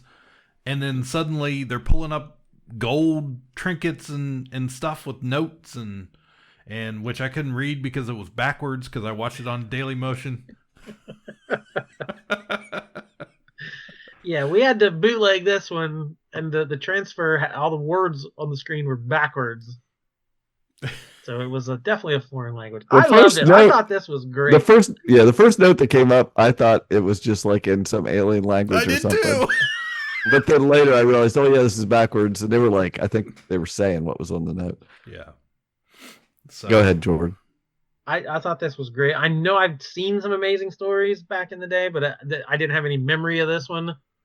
So I saw where it was going pretty early. You kind of knew what was going to happen, but I still thought the payoff was really good. I thought it was good. Yeah, it had a tenuous connection to Thanksgiving because she wanted to go into town and get a turkey, but we don't have water. We can't buy no extraneous turkeys. And they're basically, this is her making, coming together with the whole people to, make it trading things and, make it a connection. And I totally agree with Jordan. I was into this episode. I like amazing stories, and I like the ending, and I like the weirdness of where they jammed Thanksgiving into this and made an amazing stories episode out of it. I was like, yep, I'm in. Yeah, there wasn't much Thanksgiving for me in it besides the title. It was fine. It was just weird. It had a turkey. Cool. So. And I also very much like that Kira Sedgwick battled underground desert monsters well before her husband Kevin Bacon. It was holes in the ground. Yeah, that's good. That's good. That's nice. Maybe that's how they met. Okay, so this is up against obviously Mr. Belvedere. My submission. Season 2, episode 9, The Letter. Wow, this was wild. Mr. Belvedere was something. These episodes. What a theme song. I love it. Who cares? When you drop kick your deck. I love it. All right, this was another one I was struggling. Why does Bob Uecker have a butler? I couldn't remember the setup to this show. Yeah. I don't Very remember. Blue collar family, typical sitcom family, but they've got this stuffy English butler who banters back and forth. I cannot remember the setup. It's because George is working. His wife Marcia is currently in law school, and their 3 children are not taking good care of the house. Mr. Belvedere shows up, a one-time servant of the British royal family. He's going to keep the household in order. Where's my Mr. Belvedere? Exactly. By those rules. So this episode, just keep doing it. It doesn't make any sense. So what? Bob Uecker is going on about It's a little too much of a special episode. It is. I'll tell you that. It is. He's going on about the younger boy, and he's going to put all his trophies up here on the mantle and show them off to everybody, just like he always wanted. And so the teenager, was his name Kevin? Yeah. Kevin, I think. He takes real offense to this, and you're not going to do this to my brother, Dad, and treat him the way you treated me, and he's because he never won the trophies. Yeah, he had quit the football team. The pressure his dad put on him. Giant disappointment, and apparently so he secretly joins the football team to try to be good and do this, so his brother isn't going to have to. Right, and what I loved, he leaves the family. Yeah, that's what I loved. He leaves home. He goes out for football. Apartment. He gets an apartment on his own, and the whole football season, mark that. The whole B3. The whole football season, he apparently is left and living on his own. They don't go looking for him. There's no worry or concern really of much. And does any high school in the country play on Thanksgiving? On Thanksgiving? There was another episode. I was gonna say it, but there's another episode I watched in the last couple of days. I'll see if I remember, that made comment about playing on Thanksgiving. Like a high school, like it was normal. And I was like, what? And a lot of these shows, like they go out shopping on Thanksgiving morning and all. Yeah, like, there's a lot of these things. Like I don't think that's how this works. No. He got real serious there when he faces off. This was like Kevin's Emmy submission maybe for the season. It's like, I'm gonna really go off and tell him about Dad. Oh, no. Bob Uecker has to like, oh crap, we're getting serious, and I'm gonna be a better dad and all that. Yeah. So they eventually, do they find the letter? Is that what happens? They find his letter he wrote or something. What was the letter? Like his football letter. He lettered. Oh, it was supposed to be the letter okay. He was going to get, and he gives it to Bob Uecker. That's what it was. Here's your dang letter. Yeah, so they get it out of Mr. Belvedere. Of course, again, I don't know if they award high school letters like during the game. Yeah, it's handed out at halftime. Here's a letter. Great job. You get a letter.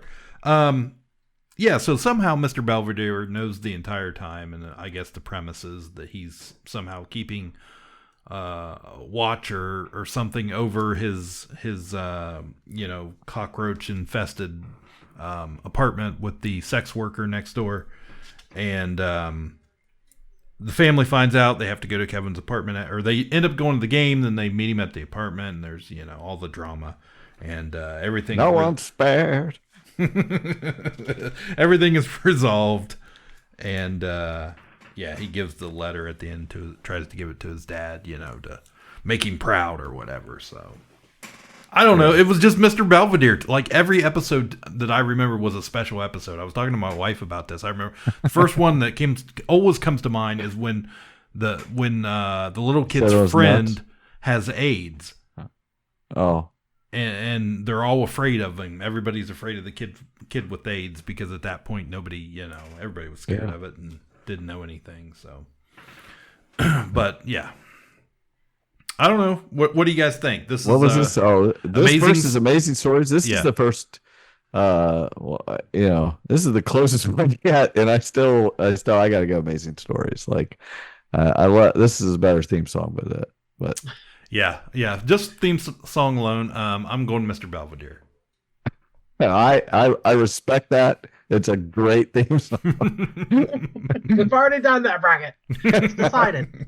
The little kid puts olives on his fingers, which is that in some more than one show? Somebody did that. I was like, I've never seen that in my life, but apparently that's a thing kids do. Yeah. I love Bob Uecker. And he had some pretty good dramatic chops here too. Like the thing with the son and the father, that was a good. I totally agree with that. This is the toughest one so far, and I'm the deciding vote. Is that right? Yes. I like the Amazing Stories too much. It was good especially for the 80s. I had the good like Twilight Zone kind of twist. Yep. Twilight Zone is his favorite show of all time. So, okay, all right. So that was round one of this one quarter of this bracket, guys. So I'm sure it's going to pick up a little bit. We're going to run through the rest of this part of the bracket all at once. Yeah, there's some higher seeds in here in this next round, so we're just going to start at the top of it. Guys, I got to say, personally, this is my number one seed in this part of it, but WKRP in Cincinnati. They got a bye? That was saying? They had a bye. Bye. This was Turkeys Away. The famous... probably to me the most iconic line related to Thanksgiving period. So help me God, I thought turkeys could fly. Yeah. So I have I love WKRP in Cincinnati. One of my favorite shows of that time period or that decade or that's late 70s, early 80s. I love it. I still find it funny today. We'll watch a random episode every now and again. Absolutely banger with theme song. This episode. Oh, you know it. But they even have to tune in the dial to get there. We went through all before another. But wondered whatever became of me. I'm living on the air in Cincinnati.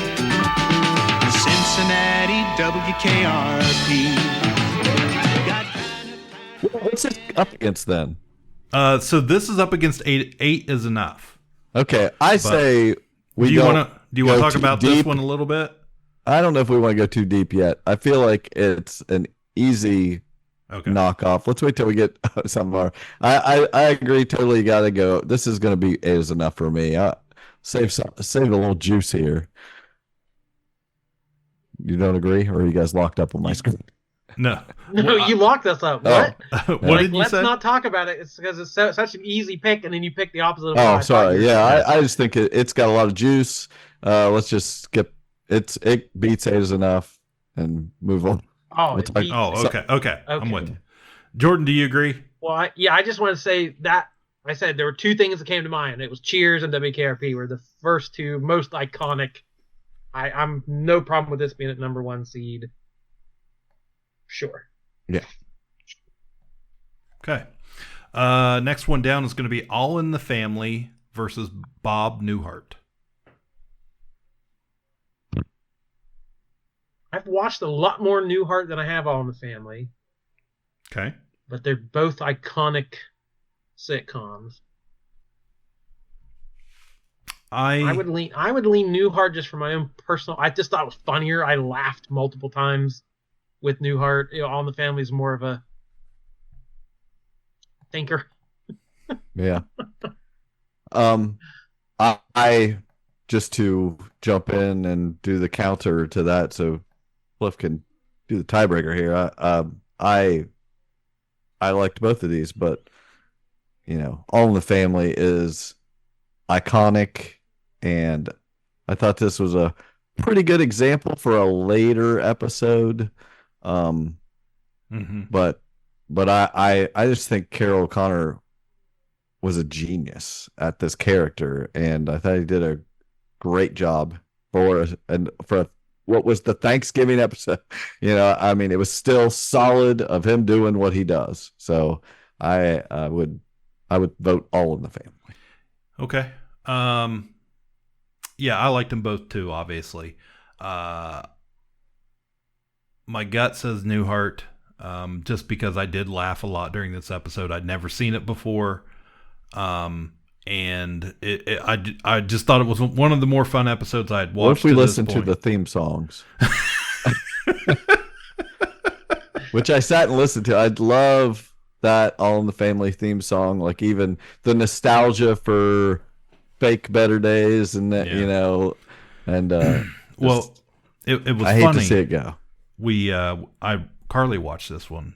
Carly and Alicia watched this with me.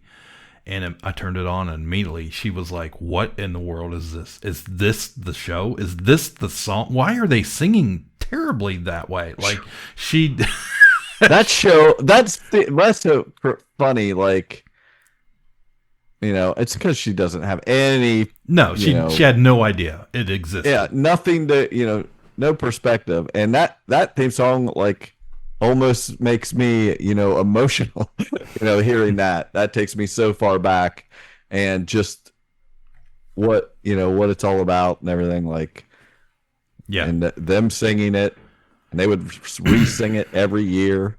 All right, you've convinced me. We've got to do a theme song bracket. We have to at least re-release it so people on our feed, and so people listen. Yeah, you can find that on YouTube now. So. Yeah, just re-release it as a bonus episode, so people get it without having to make effort.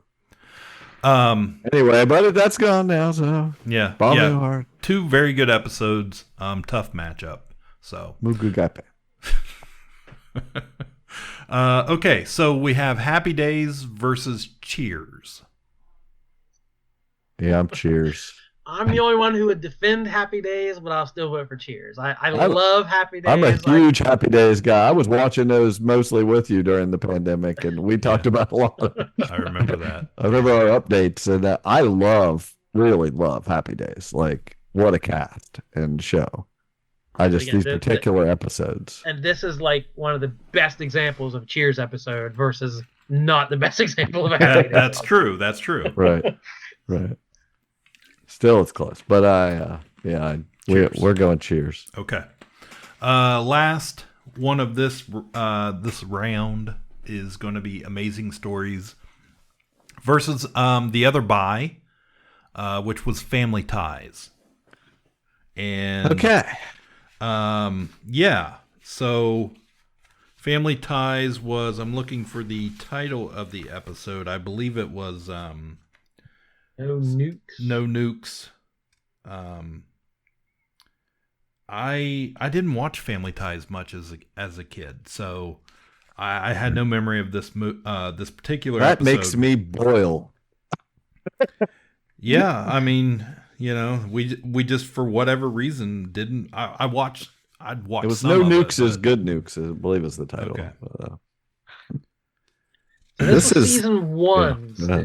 This is season 1. Early on, where it was still a little more focused on the parents. Pre-beard. These hippie 60s parents raising kids in the 80s. And of course, the show later focused much more on Michael J. Fox's Alex P. Keaton and 2 sisters, and they had a 4th kid later. But this first season, and Skippy. The first season was a little more, and I've even heard later, like, Michael Gross, Meredith Baxter Burney, like, were kind of annoyed. Like, they signed on to a show to be the stars of the show, and, like, the show just quickly lost focus. But they were in, but they weren't the focus of every episode. But yeah, this first season, it hadn't quite found its legs yet. It was still a little bit like shaky of what it was gonna be, but it's still so good. It's so well written, so well acted, good jokes, good heart. Yeah, I love the parent child stuff. Like the dynamic is crazy. Best mother-son dynamic in the history of TV. Like, absolutely. The way Alex I'm doing a rewatch. You've convinced me. Yeah. I'm doing my 10th rewatch of Family Ties.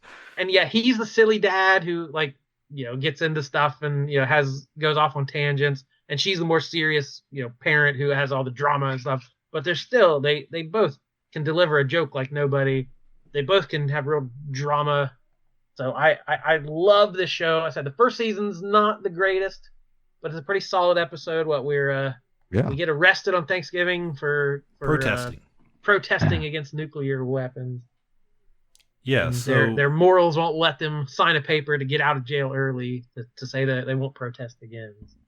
Right. So I will say, again, making that note that of all the shows we mentioned tonight, this is my favorite show, and it should be like, you should be watching Family Ties. Like, Family Ties was epic. This particular episode was a lot of, the grandparents are coming for Thanksgiving. Mom and dad are going to go protest. The grandparents are obviously, different political beliefs than the parents, hippies, children of the 60s, late 60s. And, they end up getting arrested. They see it on TV. And they have to go visit, mom and dad are in jail. Here come the kids with the grandparents, to bail them out. Yeah. And really see the grandparents. They show up here because it's Thanksgiving. Bring a lot of biscuit jokes. Yeah, lots of jokes. Like, grandma can't cook.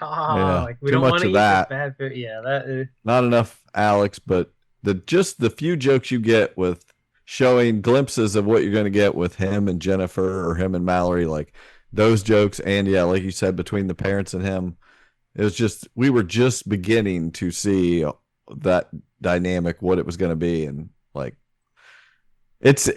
I pick it just because I know it's my love for the show, probably more than anything, but I would go with this over Amazing Stories.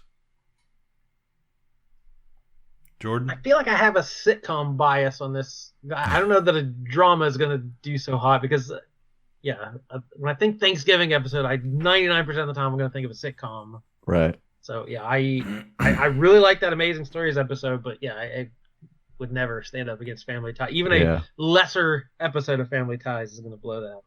Yeah. Right. We didn't put these places on the bracket. Cliff put us in this position. That's okay. We didn't want to have to. It all comes out in the wash. Yeah. So moving back up, WKRP in Cincinnati versus the Bob Newhart Show. Yeah, that's easy. WKRP. Yeah, I'm all in on KRP at this point. I really like Bob Newhart. Here's just a little bit about KRP. What I would say, that cast against that Bob Newhart cast is just, hands down, hours over. Like every piece is perfect in KRP, and This is kind of a workplace sitcom set in Cincinnati. The radio station's changing formats to rock and roll, so some of them are down for it. Some of them are kind of making an adjustment to it, but it's a bunch of oddballs working together, which that's always a good mix for a good sitcom. Yeah, with a goofball, Mr. Carlson, the boss, the owner, or the owner's son. He's the manager, I think, technically, but always everyone trying to keep an effort to keep him out of messing stuff up, and that's exactly what this episode was. He takes the initiative. He goes and he bugs everybody. Hey, what are you doing? What are you getting into? Trying to help and talk and be involved. What was Andy Travis's job title? He was program manager. Yeah, he was the one, and I think in the first episode, they've hired Mr. Carlson has hired Andy Travis to come in. I think from Indianapolis, if memory serves, could be wrong. And he comes in and wants to immediately change the format, and they, of course, Mr. Carlson fights him on that, but he wins it over in the end, and they switch to rock and roll. And Johnny Fever in that first episode, of course, famously. At the end, he's able to say the word booger on the air. So, anyways, this particular episode. So Mr. Carlson comes up with a marketing scheme that he doesn't tell everybody about. Only I think Les and Herb, the two kind of dorky. One's the sales guy and one's the newsman, and the plot is, of course, they buy all these turkeys, and then they're going to fly over downtown and push the turkeys out of the helicopter, and they'll ascend. But we don't know any of that. No, it's always it has to be a plot mechanic that it has got to be a secret, because anyone would have stopped him from doing this. Right. It's like he's the only one that knew that that's what he was going to do with it, or somebody would have said, "Hey, this is stupid." Yeah. And again, I believe it was on Thanksgiving Day. I don't know what you're going to do with a live turkey in the middle of Thanksgiving Day. Right. Yes. Details. So, but anyways, it didn't blow me away this time, because I had not seen it in decades. Mm-hmm. And knowing the ending takes some away from it. I knew the exact quote when it was coming. Yeah. But it's still a sitcom. It's a very iconic moment of an iconic sitcom. That's where I was like, it's been, I haven't watched it forever, that episode, and I was like, I enjoyed the first half more than the second, because I've seen clips of the second half a million times, but I was like, I get to just watch these people talking and hanging out, and because I love these characters. And there was one where they were talking, all complaining, that scene where they're all complaining about Carlson they're complaining to Andy Travis and lying, talking, and Venus Flytrap says, he wanted to know if he wanted a watermelon or something. I was just like, what a bad joke. Yeah. I was just like, jeez. I hadn't watched it. I did like the other joke where he's like, he was scared of me. It's like, that was a good dynamic or whatever. It's like, I like that better when he was scared of me. Yeah, right. Yeah. And of course, Howard Hessman, Dr. Johnny Fever, like him sitting in there, pretending he's asleep, just like grooving to just listen to the music. I was like, that's that guy. It always reminds me of that guy from the Muppets. Anyway, don't touch it. I still would vote for it over Newhart. So or Bob Newhart show is what it is. That speaking of the ending, that performance, the narrative. By Les Nessman in front of the shoe store. Giving the play-by-play of the humanity. Because you don't see a turkey ever. No. You're imagining it like you would on the radio. It's so well brilliant. So it's a helicopter, and it's coming this way. A helicopter? It's flying something behind it. I can't quite make it out. It's a large banner, and it says, Happy Thanksgiving.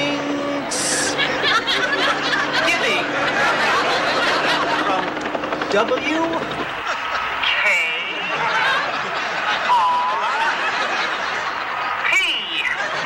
a sight, ladies and gentlemen, what a sight.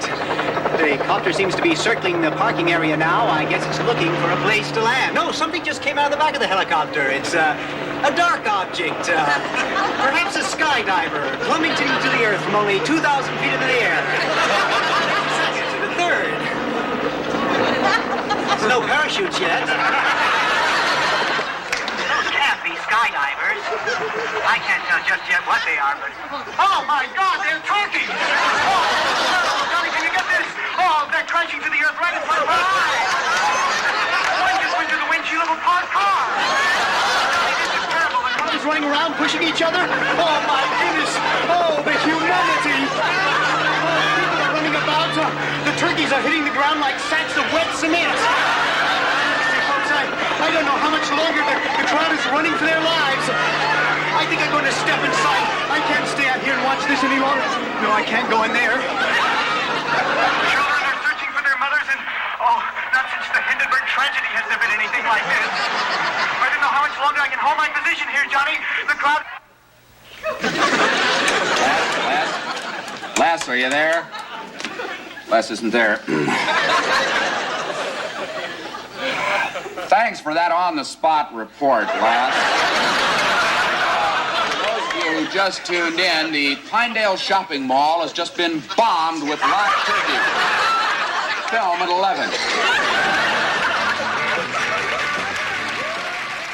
WKRP for me. I'm gonna give Bob Newhart a sympathy vote, but that's fine. That's good. Perfectly. Cool. Good. Okay, that brings up Cheers and Family Ties. One One is a personal favorite. One is the sitcom royalty. Yeah. Based on these 2 episodes alone, personally, I think my vote is Cheers. Just not on the show. I think that's your influence in the jury. You were going to vote Cheers based on either one. No, not necessarily. You said you didn't hardly watch Family Ties, so of course you're going to vote Cheers. I based solely on these episodes alone, I would still vote Family Ties. Okay. Because I enjoyed those moments more with this family than with I like Cheers, this is a good episode of Cheers, but it's not one of my favorite episodes of this Cheers. Episode, the thought I had as I was rewatching this episode of Cheers was, this is like the first Friendsgiving, something common now that happens, especially with younger people, kind of found families type of thing, that wasn't the first Thanksgiving was the first Friendsgiving.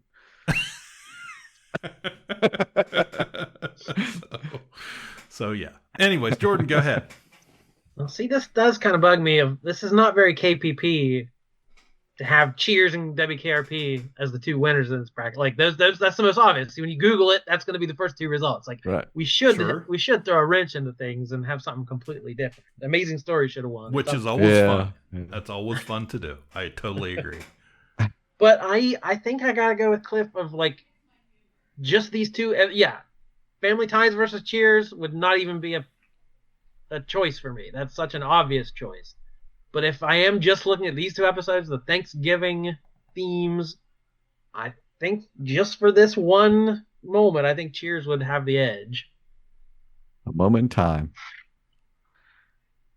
Okay, so that brings us to WKRP in Cincinnati versus Cheers. I'm gonna stick with it. I think Cheers is the better episode between even these 2. So I'm going Cheers. I can't do that. I didn't figure he would. So that's why I wanted to say that. I enjoyed seeing all these. I just think, 2 incredible casts. Oh, yeah, absolutely. These are fantastic shows. I just, it's what a lot of people would say is the best episode of KRP versus a good episode of Cheers. So yeah, I'm going with KRP. Yeah, it's KRP for me. So okay, that wraps it up for that quarter All right, so we got one of the final 4 already decided. What side of the bracket are we moving to this time? I'm just going to go same side. Going to move directly down to the next region or whatever, quarter, whatever you want to call it. We're going to do something a little different. I don't know if we've ever done it this way before, but... we have not. Okay. I disapprove. So originally... And yet it's very us. We've never done it, and yet it's just our style. So a little bit of compromise here. Originally, the list, I picked 1 episode per series. Okay, per IP, per property, whatever you want to call it. And there's a couple series on here. It's got several episodes that are all, they're kind of series that they made a point of having Thanksgiving episodes, so they're we big need to thing. acknowledge that. Yes. So we're going to start off here with 2 episodes of Friends. They're going to go up against each other, and the first one is going to be Friends season 4. That is episode 8. The one with Chandler in a box. Wow, what a one to start with. I know you. What I will say is, this is the one I said, hey, you got to have this on here because the one you had is fine, But yeah, I think this is the best of the bunch. I watched all the Friends Thanksgiving episodes, and we won't discuss all of them, but this was my favorite of the bunch. So, I mean, you got. First off, I know we've discussed this show before, and it wasn't on.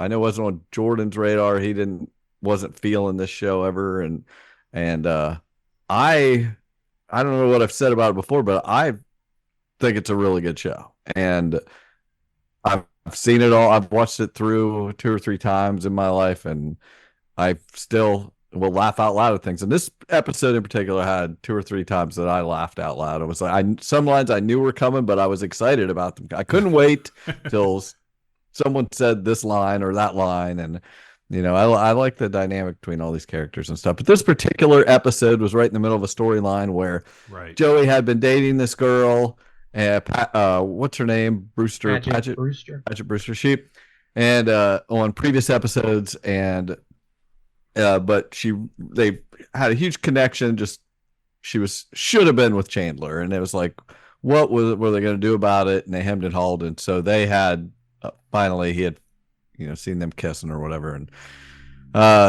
but this episode was about him trying to salvage his friendship. Yeah, the roommates.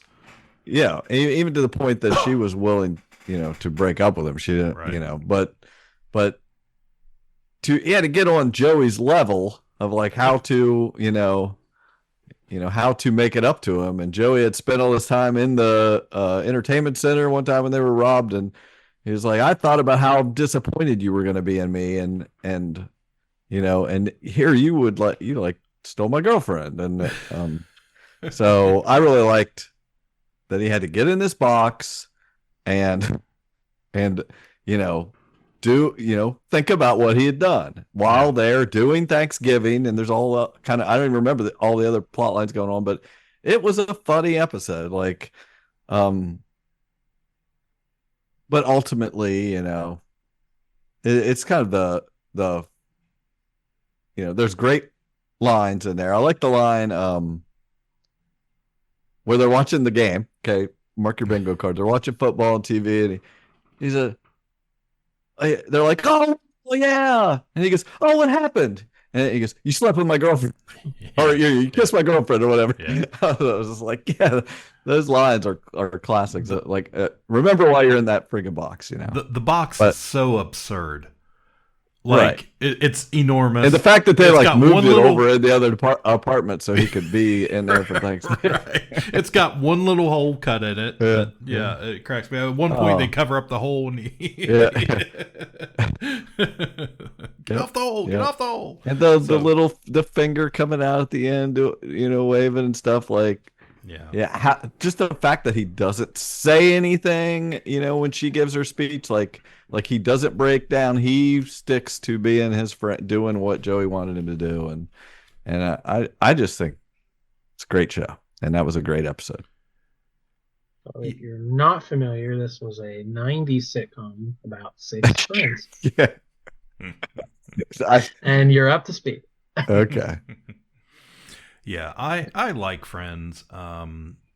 I don't like the story. If you're going to say it, don't say it, because I'm so sick of everybody saying. I'm sure you're not, but so sick of everybody saying, "Oh, but Ross, if you really look, Ross is the worst." It's like, shut up. I'm so sick of that stuff. It's just like David Schwimmer is great on this show, and he is great as playing the character he's playing.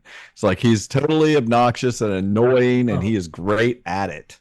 I got a hot take if you want it. Yeah, I think Chandler's I the worst. don't. Poor rest in peace. Chandler is awful on this show. Oh, I hate Friends. I'm sorry, I can't do it. It's great. Yeah, I definitely I really liked Friends. You know, when it was on, the original never missed an episode. It was appointment television for everybody. Yeah. I think that Thursday night. But I've also seen. I feel like I've seen every episode so many times that it's lost a little bit of luster for me now, to the point where I quit watching it if it was on or something. It used to be one of those shows, like if it was on, we stopped and we watched, you know, on a rerun or whatever. But we haven't done that for a long time. Well, that doesn't happen anymore. You're not randomly watching anything. That's true. Like this was I haven't watched this show for years, but so I was I still have cable. And I did that before I signed up for all these streaming services. I went through and like you can check like airings. Yeah. So I was like, are any Thanksgiving episodes airing in the next week? And I could scroll through and see what episode. And it's on probably 6 different channels for hours at a time. Like there are hundreds of episodes of Friends on every week. So yeah, the people, analog folks, still are seeing that. So for me, it had been a while. I liked this episode. I thought it was funny. It's not my favorite, but yeah, I definitely that's a show that I associate with Thanksgiving episodes. They've got a lot of classics throughout the years, a lot of seasons that they always made a point to have a Thanksgiving episode. It was Chandler hated Thanksgiving. It was, you know.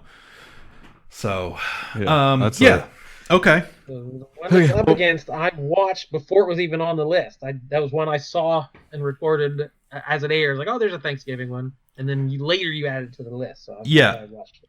I have a this is season 3, episode 9, the one with the football. So this is the football game episode. I before I knew that we were gonna be adding it, I had already watched it because I think of that episode. Right. I love the joke, like they're gonna go outside, let's go play football, and we're not allowed to play football.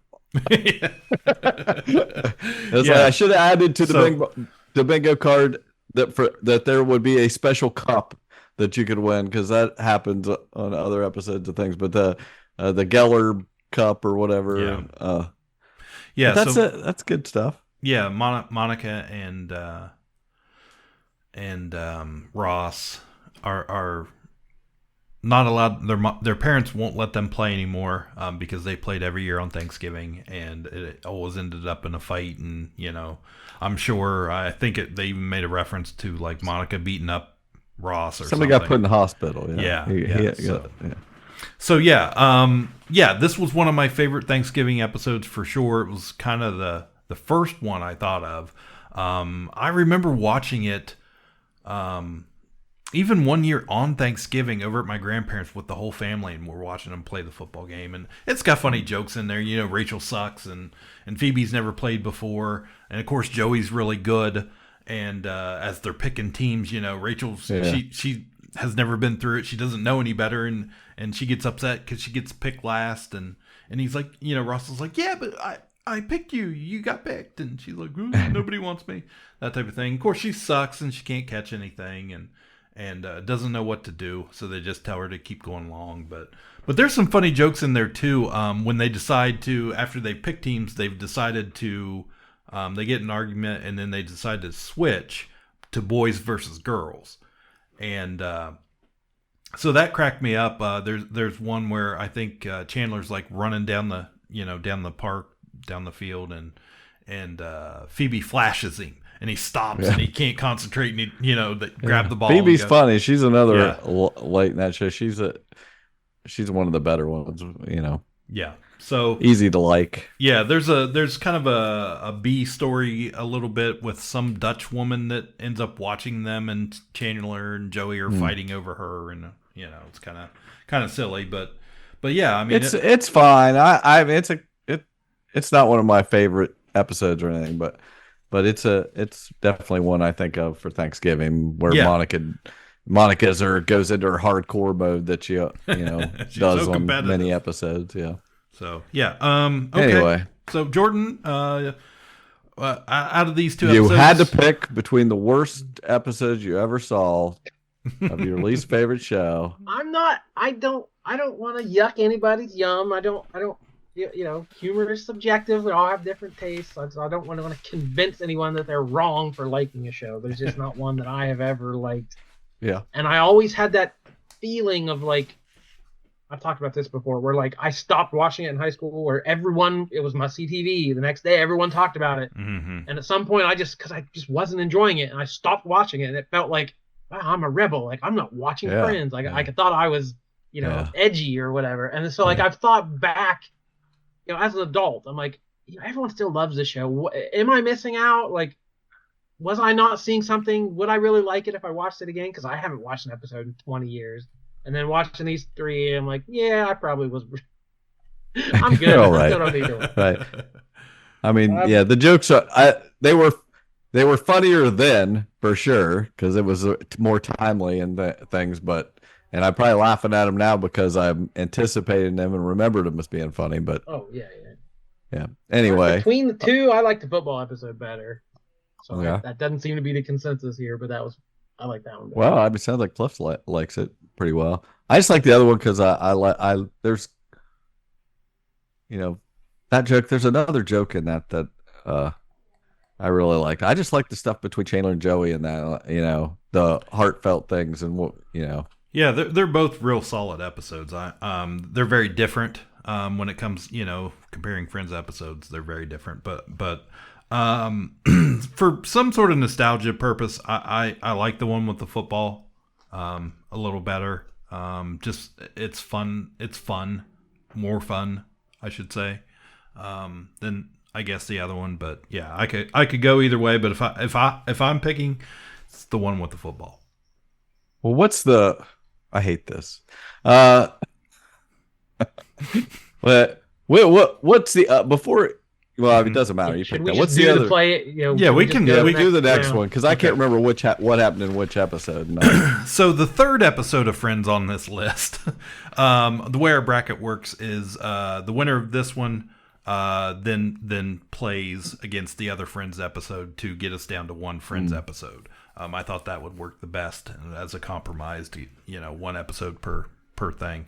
But the other one is the one with all the Thanksgivings. It's from season 5, episode 8. This is when the group remembers all the past Thanksgivings of like when they were first they're in college.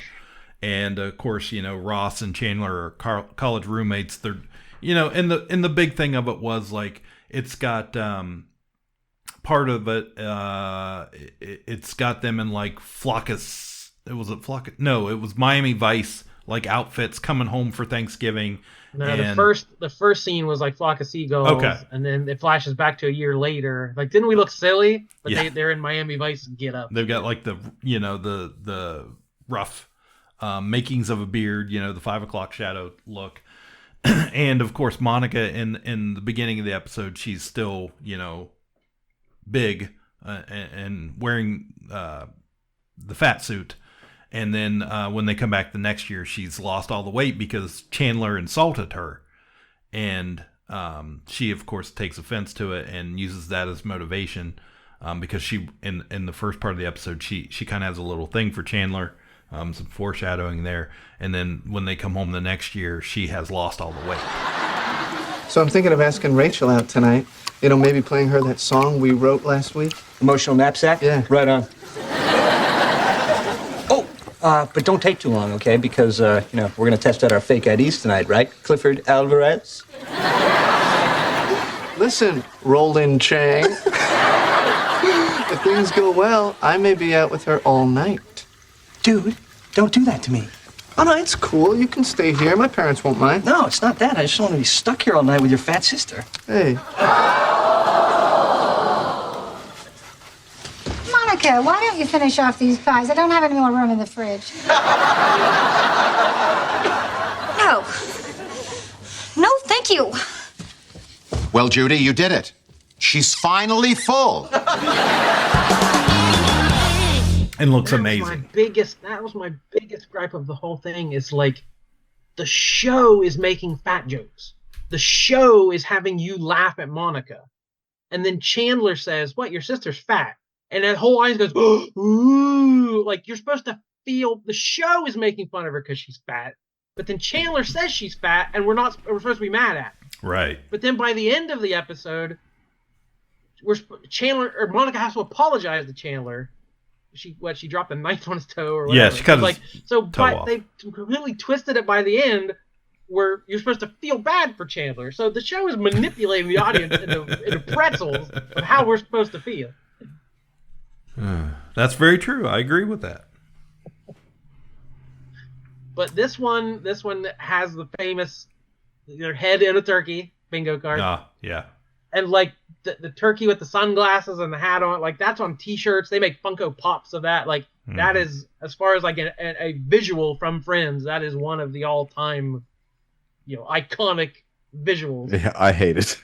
I think that's the kind of jokes that those do nothing for me. Like that's stupid jokes to me. This episode was fine. I'm going back to the other one that you guys didn't vote for.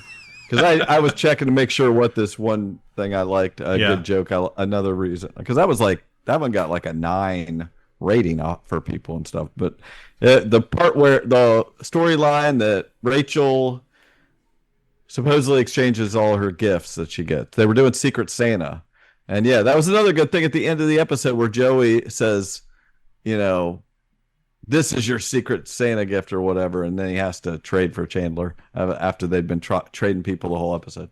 But no, the joke where she supposedly exchanges all the gifts and isn't nostalgic or whatever, and she stops off and comes back with her box and proves that she is. She kept this, and she kept that, and whatever, and she said she has the dinosaur tooth from when they classic episode in the when they do it in the museum. Yeah. Right. And it's just, she does that and it's like really makes her point. And I just love the way Ross says, "I'm sorry. Also, you're not supposed to take those. They're like 1 million years old." We have a team of people looking for that. Right. Yeah. I'm like, that is a good joke. Like, and just the way he took the moment to be like, "I'm sorry. Also," I was like, that's good. I think that's the best episode of the 3. So you guys pick whichever one you want. I'm not voting on anything. We both picked football for the first round. I know. I think I'd stick with football over the flashbacks. I agree. I like the football one. There was also an episode with Brad Pitt that I watched where he comes back and he was a fat guy in high school and she made fun of him and now he shows up and she's under his skin and there was a club. Him and Ross had started a Hate Rachel Green club in high school and stuff, and she's just finding out about it. It's pretty funny. And in that episode, I dare anyone to watch that episode and not think that Brad Pitt is the worst actor in that episode. They all were. I thought he was terrible in that episode, like delivering his lines and stuff. I was like, ugh, you're the better actor than any of these people, but not in this episode. What was he dating Jennifer Aniston at that point? Yeah, they were married. I think they were married by then. That's what it was. Yeah. And there's also an episode featuring Underdog, which is going to be a recurring theme. Yeah. So, okay. So, the one with the football is where we ended up with. Okay. Moving on. Out of Friends land, we're going to go down to Full House. The Miracle of Thanksgiving, Season 1, Episode 9. Did you guys watch this one? Yes. Okay. Yeah, I watched them all. This Whatever was you put on. Danny Tanner. His wife died, which most of the Full Houses I've seen, I think, are probably later in the run, and I don't ever remember even mentioning I don't remember a lot of references to the wife. So this one was still like they're dealing. This is the first Thanksgiving since she passed. Like I think did this first season maybe dwell on that a little more of like. Yes. The mom's not there anymore. So yeah, her brother has to move in to help, and their friend Dave Coulier and what's his name, John Stamos have to move in to help raise the girls. So yeah, I don't remember dead mom being a plot for a lot of these episodes later on, but it was heavily into this one. Because they had to do Thanksgiving like Mom would do. They wanted to go out to a restaurant for Thanksgiving. Like that's not what Mom would want us to do. Right. Yeah. That first season was definitely a little heavier on the premise of the show. I remember this episode. I really liked Full House the first few years when it had come out. I was still pretty young. Had a cool theme song and funny kids and guys and. So I kind of remembered this one, as far as the story went. I liked it. I mean, it was fine. It was a very, kind of peak Full House for me. And it was silly and they had the same kind of, Full Housey jokes and it's very clean and crisp and the kids, they're cute or whatever. So it was fine for me. Yeah. Yeah, I hate Full House. I watched it. I've watched many episodes of Full House, and it's one of my least favorite sitcoms. Like, yeah, I think some of the things the kids say are funny and stuff. Yeah, but the like, first, I just do not. I never was into it. Just was It was the same episode every time. The first couple, maybe 3 seasons were way better than the history of the show. All right, I just gave Seth a cut it out.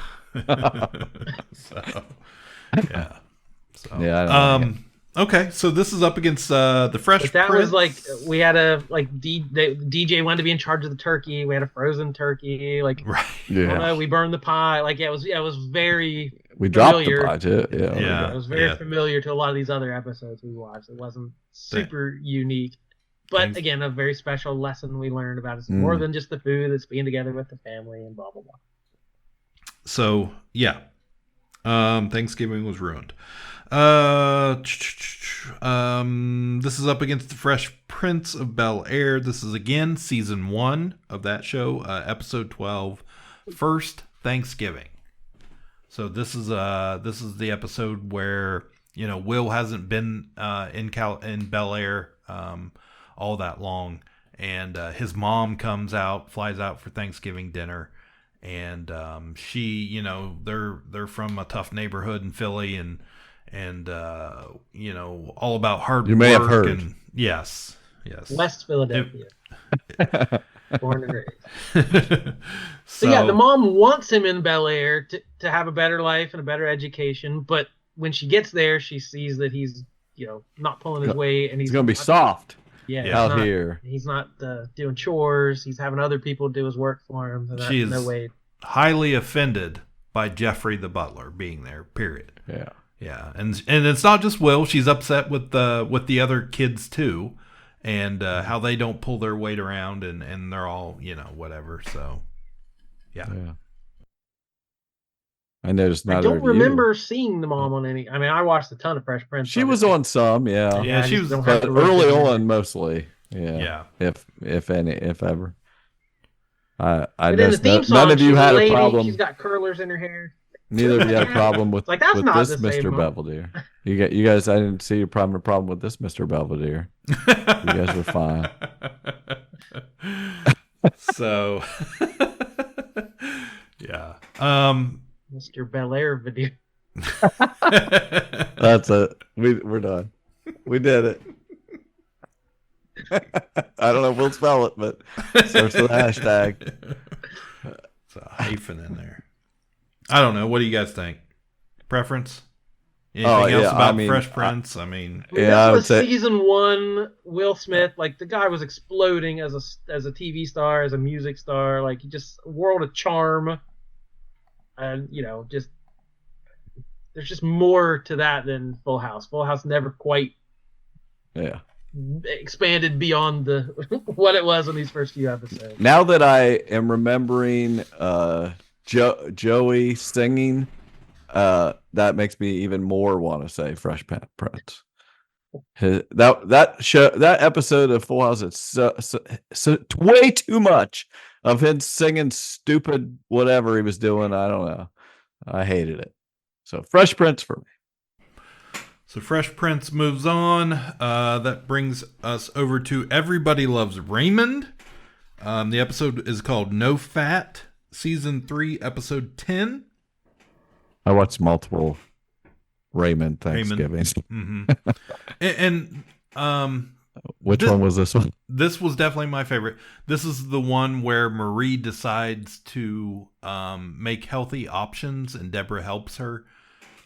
Give her a book and suggestions, and everybody gets mad because you don't experiment at Thanksgiving with new stuff. And then she makes the tofu turkey out of a like a mold. Tofurkey out of a mold, and it jiggles. And Ray ends up secretly ordering a Thanksgiving dinner that gets delivered. Yeah, I feel like they all meet out there in the middle of the night. Is that the one where they all just start eating in the middle of the night? That's the one. Yeah. Yeah, what's the one also where she got new glasses and started noticing everyone's flaws? Yeah. Doesn't she take the glasses off by the end of it or something? I can't remember. So, anyway. Any other thoughts on Everybody Loves Raymond? As far as the show, I think it's a really good show. Yeah. I watched through that. I had randomly seen episodes, but then at one point I took the time to watch the whole series, and I liked it. I think he's funny. I think she's fun. I think it's a good ensemble. Yeah, this is not one I ever watched. I know it has it ran forever. It had great ratings, won Emmys and stuff. So it's a very beloved sitcom. But it just watching this one is all I really have to go on. Like, just felt like such that one of the last vestiges of that boomer humor of like, I hate my wife, why can't I just do what I want to do? I'm the man of the house. Like, I got to get this nagging wife, and they can't cook, and I got to go to the garage and be a man. Like, that kind of that's such a classic sitcom trope of like old days. And it's like, this is kind of a modern show, but it's also very much a throwback to that. It's a classic. Yeah, I think it is a little between stage. I would say there's not as much as the macho in this as there is. Right. My wife can't cook and stuff. Yeah, right. And But Ray's not a macho. There's he wouldn't know how to fix anything but he definitely does try to. He's very. She's how is she going to react to everything I do? So, but I did like the ending. Like, again, it was family. Some easy jokes of the tofu, and them all taking a bite and doing some physical comedy. Like, there were some good bits, but the end where it's like, we're all going to fight, but we come back together at the end, and we're just going to gather over this meal, and we're not even going to talk about it. We're just going to enjoy the meal. Yep. So, this is up against what I consider they were kind of on the same time. They were kind of connected with certain characters between the shows. Had some episodes like that. King of Queens, Supermarket Story, again, season 1, episode 10. All of these episodes are going to be around 9, 10, 11 on pretty much all these shows. But this is very early on King of Queens. Yes. Which I like this show also. Yeah, I mean, it's got it's funny. It's got Jerry Stiller, and he's hilarious. Literally the greatest quote. What? I've never had a Dutch woman. The lady giving out. Yeah. So, I mean, this one is set entirely in a grocery store. I thought that was a good change up for a lot of what these episodes are. This is all just about getting the groceries and her changing halfway through when she doesn't get the TV dinners or whatever. Right. She's going to try to make a whole meal. And she has to follow that lady around. And everybody's, I love that the one friend, that guy's still in line at the He's trying to check out, but he keeps switching lines, and every time he does, he gets a little further back in the line. Right. And at the end, even when Doug and Carrie are checking out and they look behind, and he's like way back behind him. They're like, "How did you get back there?" He's like, "Can I get up?" And they're like, "No." But that's what kind of I'd forgotten. Again, I like that he's right about this. Is a very similar dynamic to the. It's the same era, same dynamic as Raymond. Yeah. She's the wife that, you create by you acting scared of her all the time and stuff. You create this where she has to be like, you're stupid, Yeah, for sure. And this eventually leads to show, Kevin can F himself kind of like that, it's the dumb husband who never has any consequences for his goofy actions, and the wife who says, "Oh, Kevin, how could you do this?" But yeah, that it's a trope for sure. I like both of these shows, and what got me about this episode was because in later seasons, Doug had the two friends, Patton Oswalt and what was the other guy's name? Anyways, in this episode, Vinny is still, or whatever, Vinny I think is still supposed to be one of his main friends. Well, it's a mixed universe too. Ray and him are friends, right? Ray Romano is friends with. Yeah, there's some crossover. They're in the stuff. same universe. Yeah, same universe. Definitely. But and so again, we're this is first season, right? Yeah, first. So this season. is like the whole thing is the guilt trip because Jerry Stiller's wife has passed. I think it's fairly recently. Which is that he has to move in with them after she dies. Is that the idea? Mm-hmm. So that's the whole. He guilt trips her. We can't eat a TV dinner for Thanksgiving. We've got to do. I've never gone without a homemade meal. So she feels guilty. So then by the end, he wants to ditch him for the Dutch woman. Right. I've never had a Dutch. Right. So yeah. Both funny episodes to me, but very very similar. So I don't know what with you guys what shakes out. This is close. Yeah, close. I've seen more King of Queens than I have Raymond. Not a ton. But so I just got to go on these single episodes. I don't know. I might be leaning Raymond. I don't know. Does Raymond have a theme song? Yeah. Well, is that the tiebreaker? Yeah, that's what I'm using. He has the King of Queens. It has a very home to you. Yeah, but in this episode, it wasn't that that intro was the original one, which was just like music. Yeah, it was different. Yeah, but what was the Raymond one? It's just kind of a jingle. Yeah, that's what I thought. I can kind of hear that. I didn't remember if there was anything. I'm going with King of Queens. It's got words usually. Okay. I'm gonna go Ray. The Dutch woman line. Jerry Stiller was the best thing I saw in either episode, so that's what I'm going with. Jerry Stiller is hard to top, yes. And he was my favorite part of that show, definitely.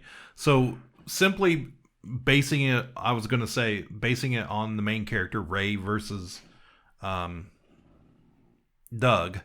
I think I like Ray a little better. I agree with that. So I'm going.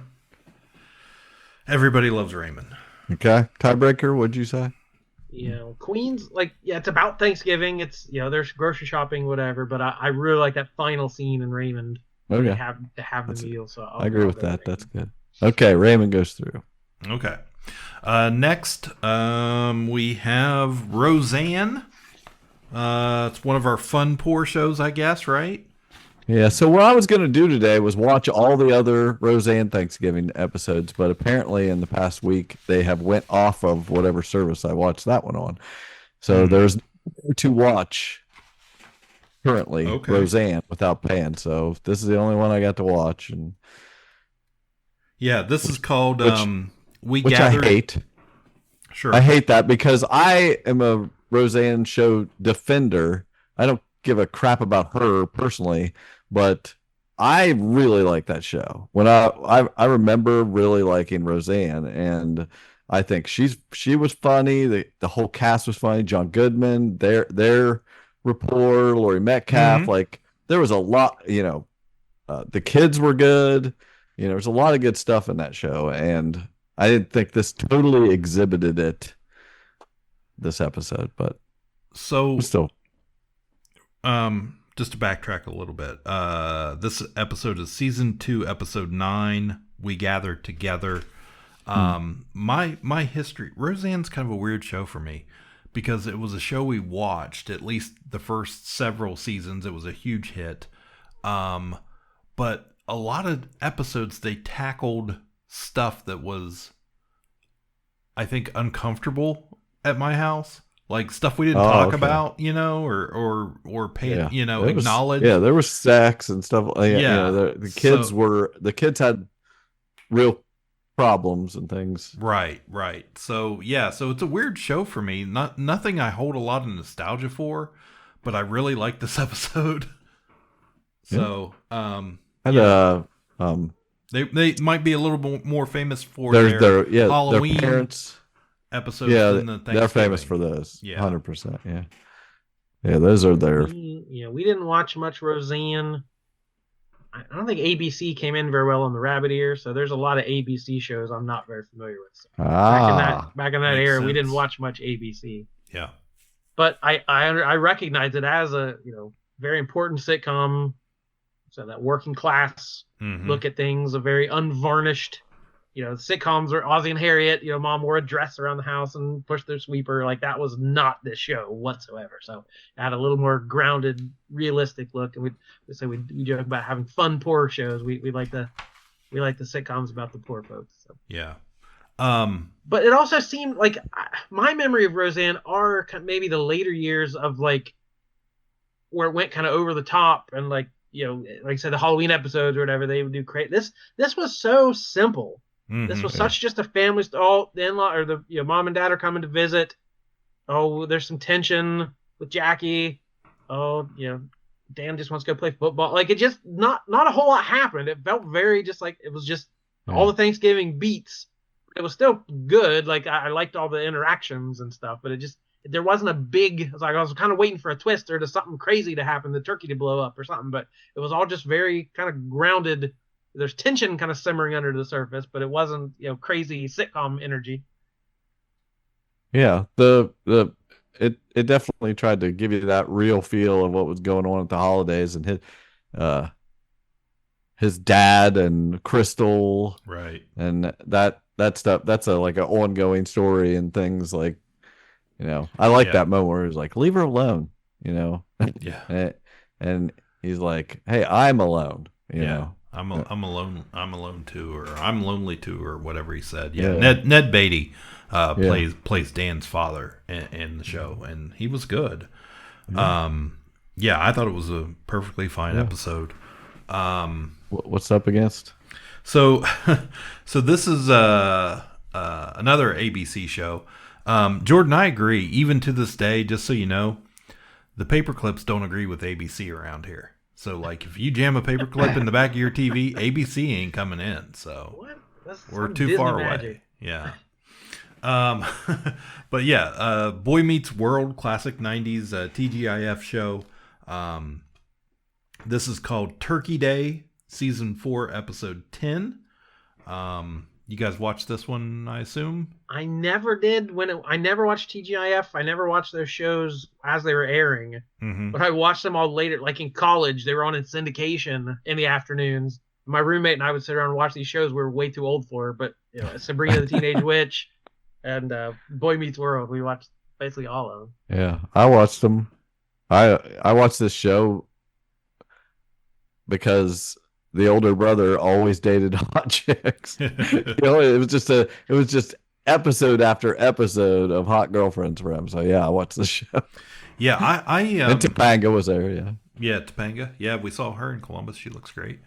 Last year or the year before, I can't remember. Last year, I think. Anyways, off topic. I didn't watch Boy Meets World much. I think I've mentioned this before. It was a little bit later on in the TGIF stuff, and I was like teenager. Friday night, I'm not going to be home to sit and watch this stuff. So I knew of the show. I'd seen a few episodes, probably here or there, a time or two. Knew the characters, knew the premise. it's very weird because the first couple seasons are so cut and dry, sitcom-y. You know, well, Corey, what are you into this week? And then it started getting meta and self-aware, and like by the end of it, it was making crazy meta jokes about itself, and like it was so self-aware, like it became way more interesting and smarter the longer it went, which is kind of weird for a sitcom like that. But yeah, the early seasons and the later seasons are night and day difference. It's one of my favorite jokes of all time, because early in the run, Sean blows up a mailbox with like an M80, and it's like this special episode. Sean learns a lesson about destroying people's property or whatever. And then like one of the last seasons, there's some joke. He's like, I blew up another mailbox. Like, and they laugh about it. Like they just bring back to how silly that all was. So this is definitely that brings back on. memories. My friend had access to a ton of M80s. We blew up so many mailboxes when I was a kid. One went off right as a car went by one time. Like, we put it in this big white mailbox right across from BF Goodrich, and somebody was passing at the exact moment it went off, and they freaking squealed their tires like it was awesome. So this is like season 4, so it's kind of gotten past those original years, but there's still some good jokes, but it's that, like, you know, they get invited to a Thanksgiving at the trailer park with Sean's family, and you know, no one's comfortable. Like, they, you know, the folks in the trailer are embarrassed, and then the Matthews neighbors are the and richer family. Yeah, But like one. Yeah. What season did you say this was? 4. Okay, it's been a while. Parents? Huh? Sean's parents. Yeah. I can't remember. Like, it's, he was his dad wasn't wasn't around. Him living with that one guy or the teacher or whatever. There's a stretch, like his dad's not around for a while. He lives with the Matthews, and then his dad comes back, but then he leaves again. So he moves in with Jonathan, teacher. Yeah, this I was can't at remember. a point they were all living together at the trailer park. Yeah, I was just like, but I couldn't pinpoint when was this, before or after or any of that. I have no idea. Yeah, Sean and The Corey trailer are, like, was the biggest. It's bigger than my house. That trailer was bigger it than was my house. humongous. Oh, that was what I was thinking. None of the writers on the show have ever been to a trailer park. Obviously, because it had no semblance to reality of how people act or how people dress or how people decorate a trailer. Insanity. So, okay. Yeah, that was pretty much it. You guys want to go ahead and vote on that? Roseanne versus Boy Meets World. I can't think of 2 more different shows. There's some interesting matchups on this bracket. They've been running Boy Meets World on Freeform or something. I've watched a couple episodes here recently. I still enjoy that show. It's fun. They said Roseanne's very well known for these holiday episodes and these yearly specials. So, Boy Meets World, they went to. There's a ridiculous episode where they go to Disney World. It's one of the shows they went to Disney. Topanga to Disney. And it's absurd. I'd love to talk about that episode someday, but yeah. You know you're gonna do a bracket of going to Disney episodes. Yeah, but they were on ABC, so You have to do just theme park ones, so you can include Kings Island. Right. Somewhere. You're right. What's your would be pick, all for Cliff? that. I'm going Roseanne. Oh yeah.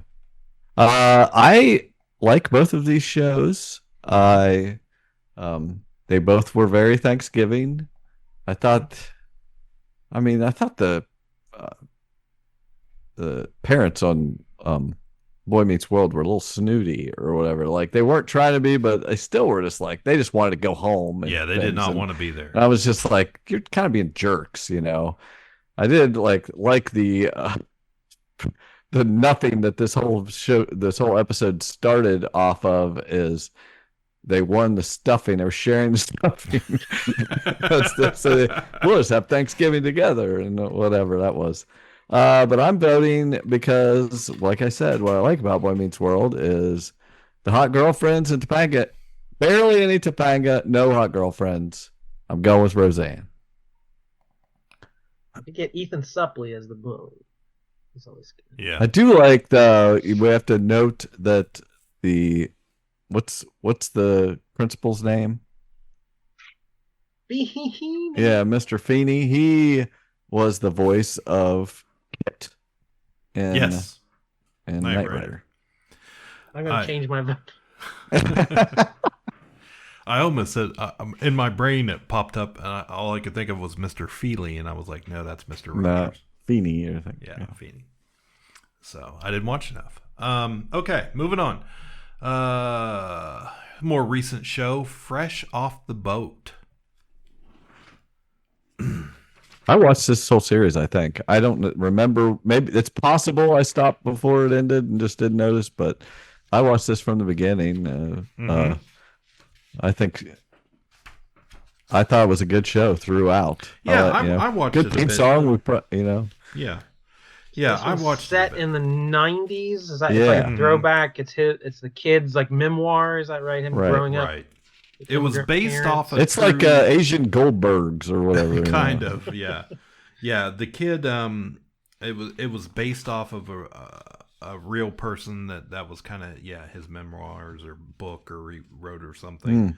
I'd watched some of this as it was airing. I get it felt kind of throwback sitcom-y, like it feels kind of old fashioned, mom and dad and the kids and crazy situations, but throwback in a good way. Like it had a good Yeah. I think the series ended because the It actress was that played the mom, huge controversy with her. She quit. She wanted to be a star. She was blowing up and couldn't get out of her contract.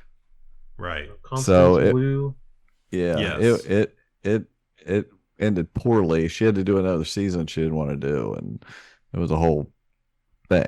Yeah. And Randall Park has gone on to be in a bunch Oh, of yeah. huge Oh yeah. roles. So. I mean, he's become bigger than her. Jim Halpert. Yeah, he made it right there. Right there. I think some funny things. I like them downloading the picture. And it took like a day of Tracy Chapman. That was amazing. That was their that was freaking that was it, man. That so that this right there was one- like, this is how it was. So this was like they get to host the family this year at their house, right? So like, Yeah. the sister is always hosted, and there's always tension between them. But so the mom chooses to go to theirs, so it has to be perfect, that kind of thing. Right. Every year, the mother would decide between the two sisters who The gets mom the lives host. with them, though. You Yeah. know, she lives in their house. So It's like, I thought that was funny. The title was Huang's Giving, season Yeah. 2, episode 8. So this is a pretty solid episode. I would say it was one of the better episodes of this series. I thought it was frozen turkey, right? Yeah, another frozen turkey. Yeah. The other dad, like the brother-in-law, cracked me up with the cruddy wig and their marriage is on the rocks or whatever, and he's a big failure. And cracked me up, but like immediately, like the two brother-in-laws that night before just get plastered drunk. And the dad wakes up in the driveway. Just had some good stuff in there. Not totally outrageous. So, what's it up against? This is up against Perfect Strangers, which was a later add in there.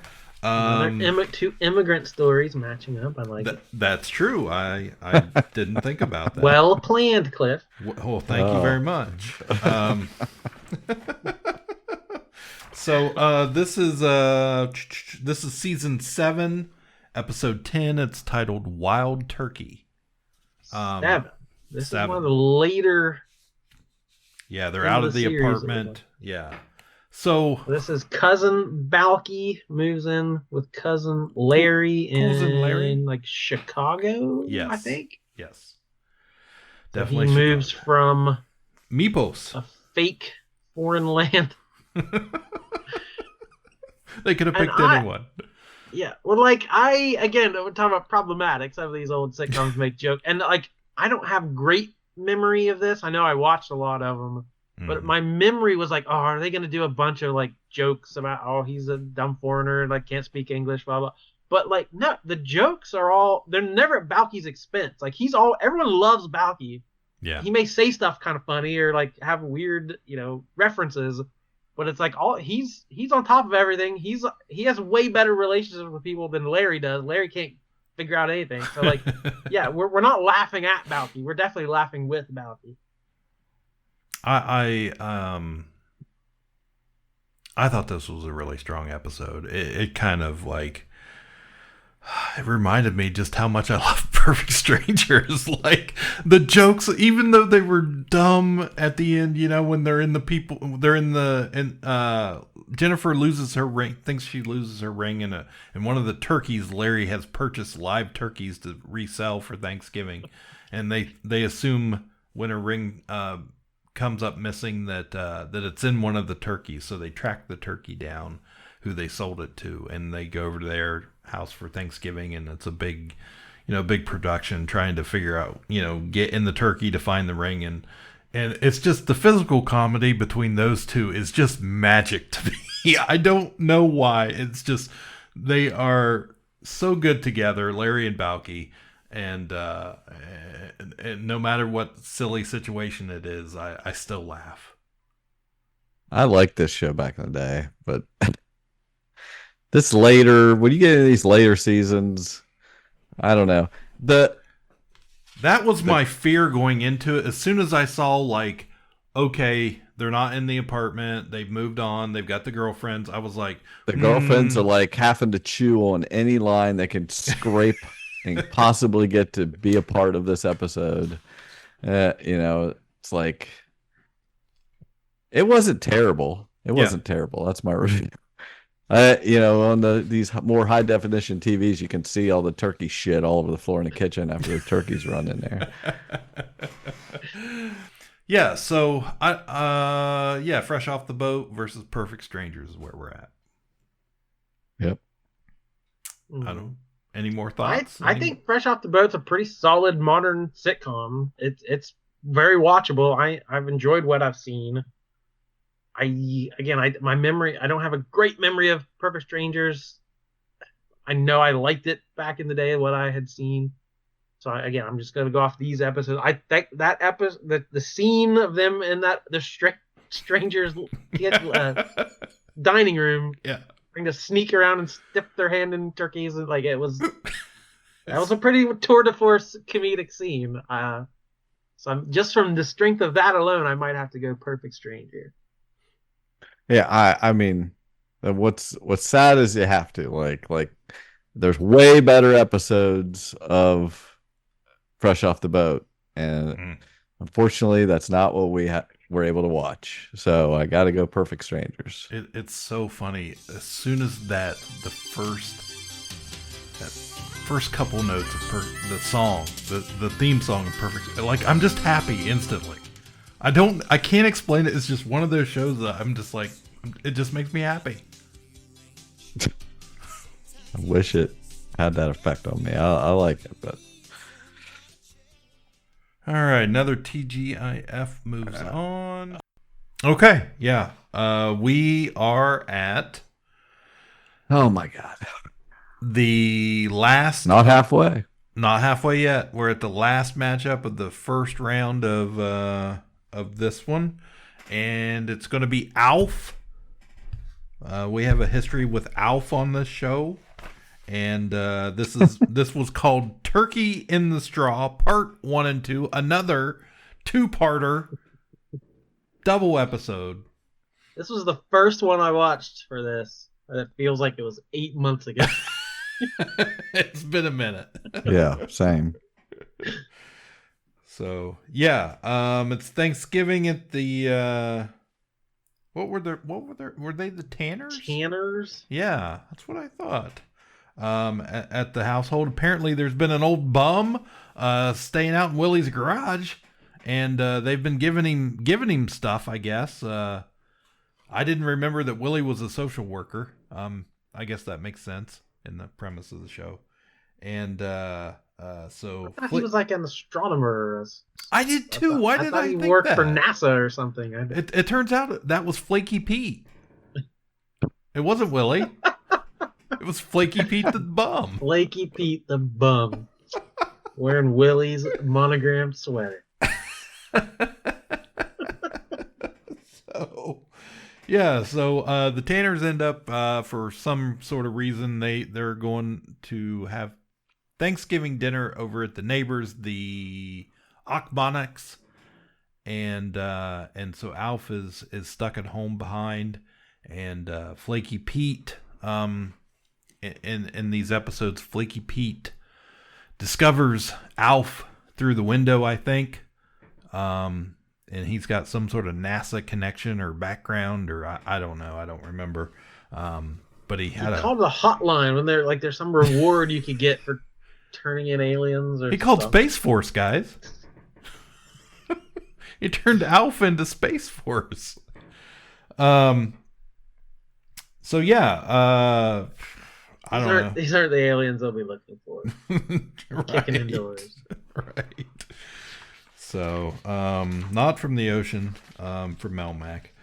And, there's some cat jokes in there about Alf eating a cat. There's, just a lot of... Alf ate the turkey they were getting ready for Thanksgiving, right? So that's why they have a turkey.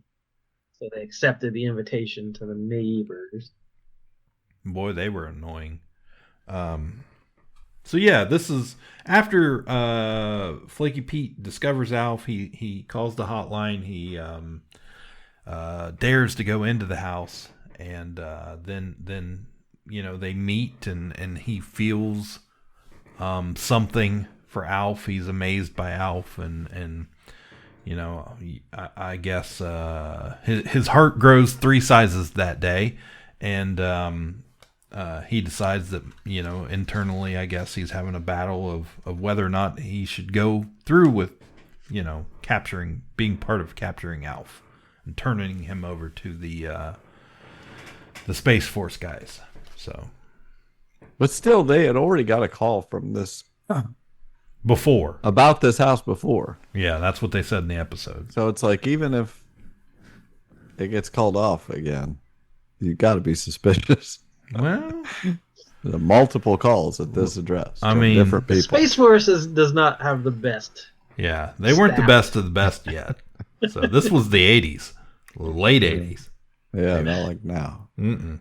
There was a reference to Alf said something about Underdog being in a parade. Yeah, so we got to get another Underdog parade reference. Alf, his lines are still funny. They're oh my gosh, the voice actor delivers them so well that they can be very cheesy, but the delivery still makes them work. So Alf is still funny to me. Yeah, he had some good lines in this. I don't remember them. It's been weeks, but yeah, something about like, get in here for this lovely moment, right? Take a picture. Somebody said they loved him or something. No. Yeah, so the Space Force shows up, and Flaky Pete is able to, I think he ends up like playing. He says he's the alien. Yeah. I'm the alien. He starts acting crazy, like, you crazy cute. guy. So they call it off. They Did they take him away? Is that what happened? Yeah, I think so, that's yeah. what I thought. No, I thought he stayed for dinner or something, right? Oh yes, No. yes. You're right. He stays for dinner, and then I think he still leaves with Willie's phone. So, I don't know. Does Flaky Pete come back in the series? I have no idea. I don't remember. I like that you've said the phrase Flaky Pete about 17 times. Yeah, I'm not. Yeah, I was thinking the same thing. What are we up against? So this is in a battle here with Saved by the Bell, the college years. Yes. Yes. It was just the episode was just titled Thanksgiving. Season 1, episode 11. I think there was only one season of this show. Were there 2? I don't know. It was on like prime time, wasn't it? It was. Oh yes, it was after on, like the Saturday morning was the teen show, and then when they went to college, they moved it as a primetime comedy. Right. Yeah. When they originally went to college, it was Screech, Zach, and AC Slater, and then the girls were all new characters. The three girls, like, I'm pretty sure. And then part way through, it wasn't doing well, so part way through the season, they brought back Tiffany Amber Thiessen, if I remember correct. And I think one of the girls went away, and they kept the other two to, spark ratings and draw interest as they reunited Zach and Kelly. And so then Bob Golick wasn't enough of a draw. You would think, but what the hell? For whatever reason. How weird is that? Just Bob Golick. Former NFL player as the was he head of the dorm? Like he was in charge of students, or I don't know what he's supposed to be. Yeah, all of that.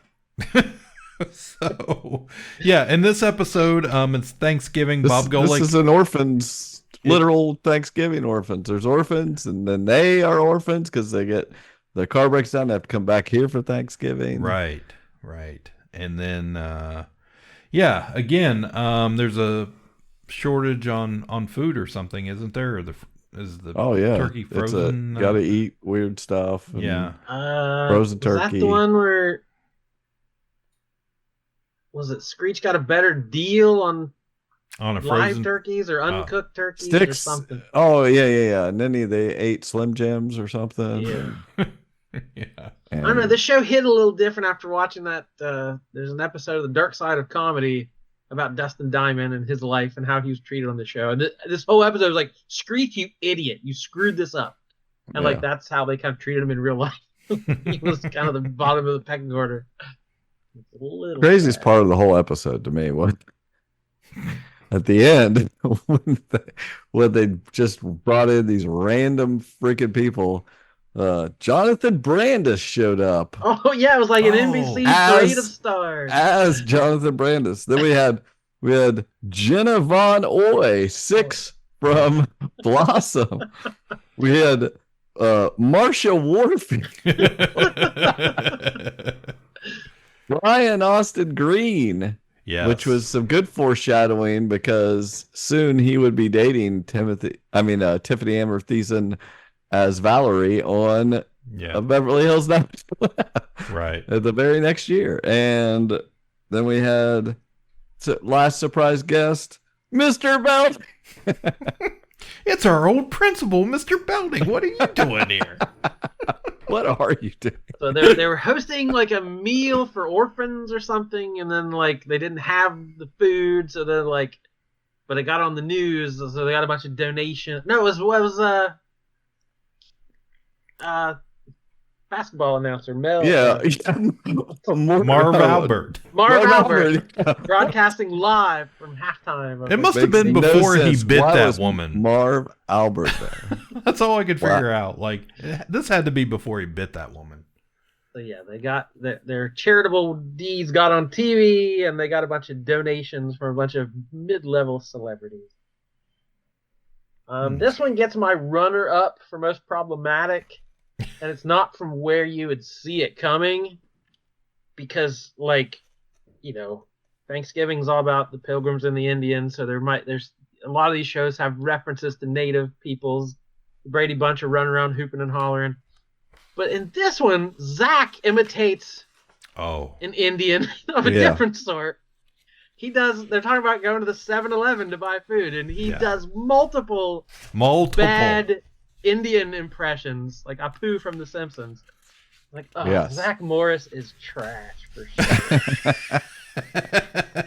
Yep, that happened. We all knew it. Didn't age well. So yeah, I thought there would be offensive Indian caricatures on this series, but I didn't expect it to be South Asian. So what do you pick? I got a soft spot for Saved by the Bell. That was a big part of me growing up those years every Saturday morning, but not these college years. This was way past its prime, so Alf was a winner in every sense for me. Yeah, I got to go with Alf, the two-parter. Sure. Yeah, if it hadn't been a two-parter, I don't know, but luckily we got to watch a two-parter about. Yeah. All right. That's the end of that. First round of that bracket, and that puts us at Fresh Prince of Bel-Air versus Everybody Loves Raymond and his Tofurkey.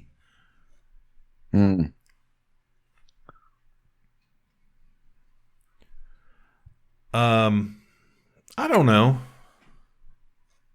I guess I will vote Raymond. I'll stick with Ray.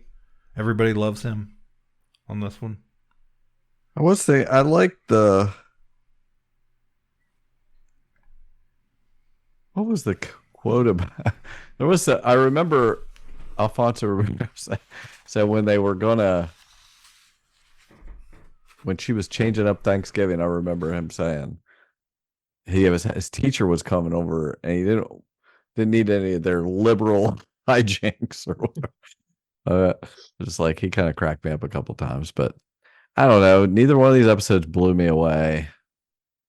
But both good shows, so I could go either way. I'm not having real strong feelings about either. And I liked the mom coming and pointing out that they're lazy. And they should be thankful for what they have there and stuff. But I also, like the family moment at the end of Raymond. I'd probably go Raymond. I just think that's. I like that show a little better. I was leaning Fresh Prince and gonna make you make the decision, so that's fine. Okay, I'm going Raymond. All righty. Let me move him up over here. And next matchup is Roseanne versus those perfect strangers.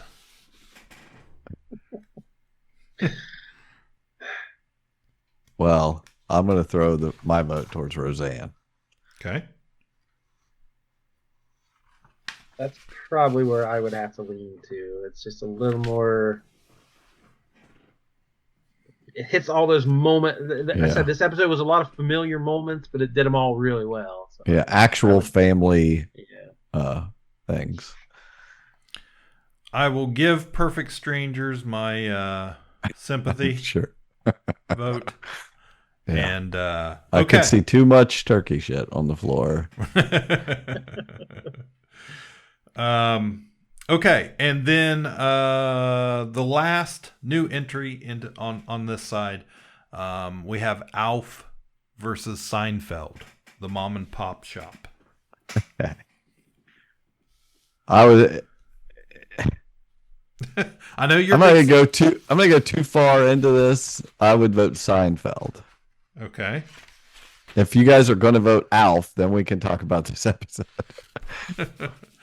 My only hang up is I couldn't even remember how this tied into Thanksgiving. I know every episode in a million ways. But it was just when I'm thinking, oh wait, this is a John Voight Carr episode. How is this Thanksgiving? It took me a minute, it wasn't instantly iconic as a Thanksgiving episode. No, I'm not arguing it's not. That's true. Yeah, I agree with that. Of course, they go over to Tim Watley's party for the Thanksgiving parade party, and Jerry accidentally ends up popping the Woody Woodpecker balloon that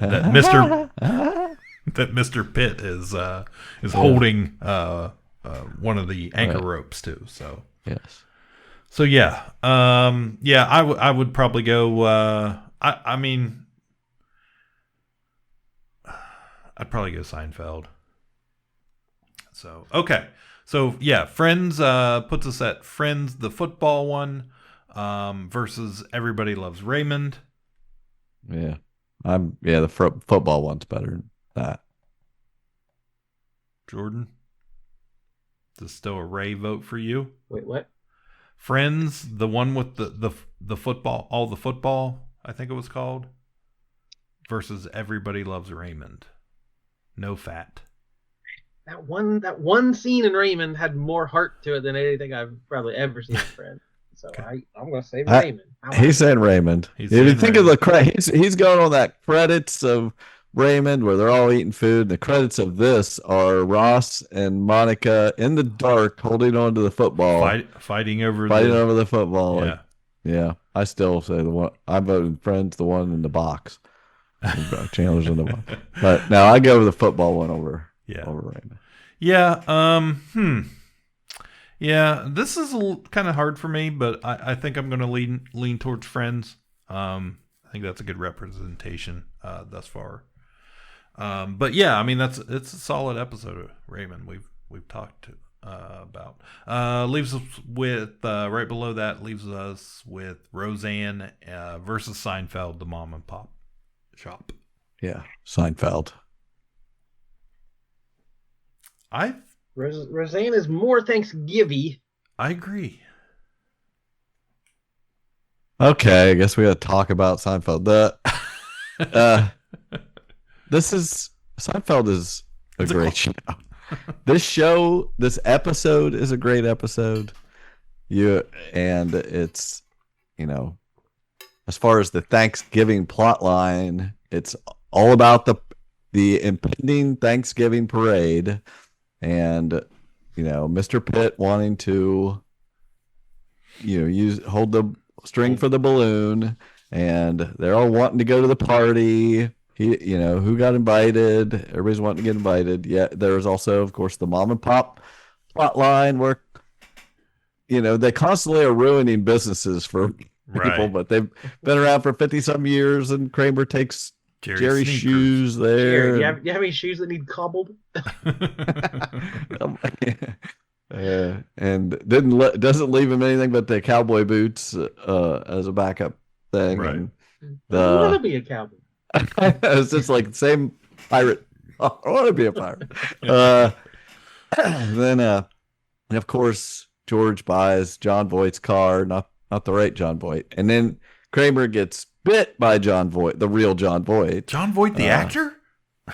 And then they have to find a dentist to compare the bite marks on the pencil to the bite marks on the arm. They got to go to meet all the dentists at the party.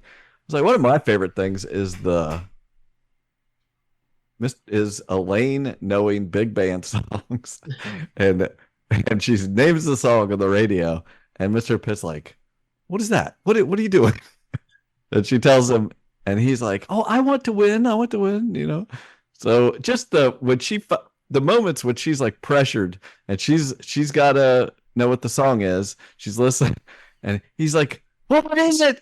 What is it?" He's like totally over. He's so excited and like on her, like this is the most important thing in the world. He's just so everything with it. That's always his plot line. It's like the dumbest little details that she has to lower herself to take care of for this guy.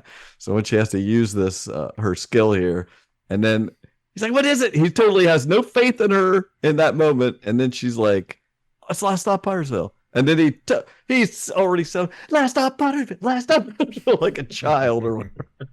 I don't know. I loved that moment. I thought the episode's a really strong, famous episode with the John Voight stuff and things. Yeah. And I love Bryan Cranston. Another Bryan Cranston appearance. Yeah, before he was big. Yeah, all of that. I think it's a great episode. Yes, it doesn't have a ton of Thanksgiving, but it doesn't. It's not. It's there, and it's all that's a major plot in it. Well, the parade aspect of Thanksgiving is pretty strong for me. In my own life, that's something I've always done is watch the parade.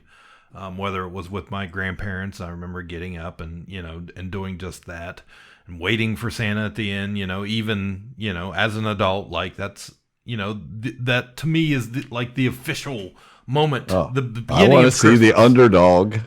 That's my guy. I'm looking for the underdog. Bullet. Yeah. But, great episode.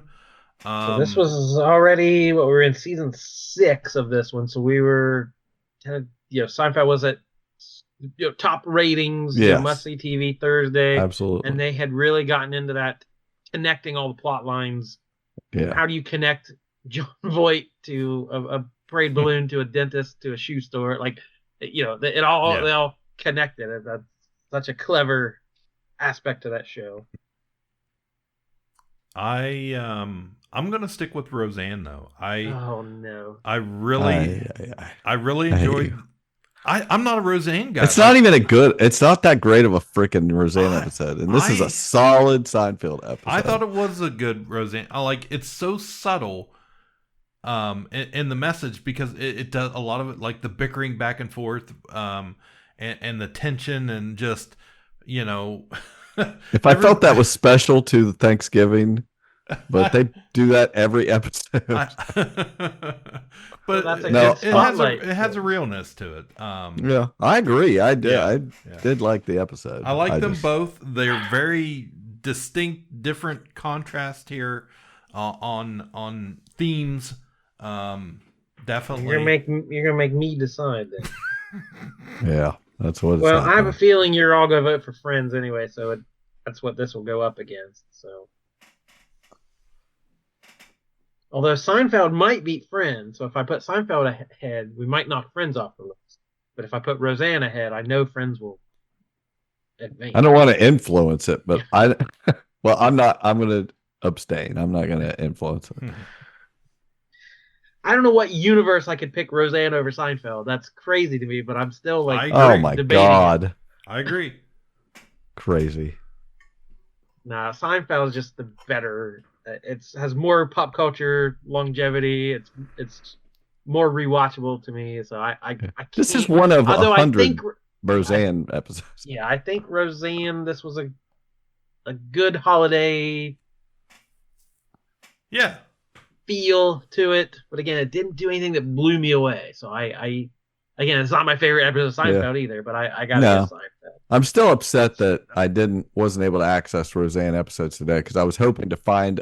I was going to watch them all and try to maybe throw in one to face off against that episode that we have on here, and see if there's a better one of those, because I'm sure there's good ones. That's a good one anyway. But yeah, Seinfeld. Okay. So now what? To get our next member of the final four, Friends versus Seinfeld. 8 p.m. versus 9 p.m. It's Seinfeld for me. It's not close. Yeah, that wouldn't have been the Friends episode I picked, and so I feel like it's I'm okay with either one. Yeah. So I'm gonna say Seinfeld too. I'm not even gonna. What, in a twist, Jordan says Friends. Yeah. I've been fooling you all along to manipulate the list. Chandler's my favorite. Oh, I've got a Friends tattoo. I should. Yeah. All right, so that leaves us with WKRP in Cincinnati, Turkeys Away versus Seinfeld, the mom and pop shop. We'll figure that out at the end of part 2. Right. We're gonna pause it here. That was a lot of TV we just covered, as usual. Highly in depth, giving our feelings and nostalgia for these Thanksgiving episodes. I hope it tickled your nostalgia bone, your wishbone. You'll go and watch some of these classic eps to reminisce. Until then, we're back for part 2 very soon. My name is Jordan Lowe. Cliff Barnes. I'm Seth. Bye forever. Oh, well, I don't know. Speaking of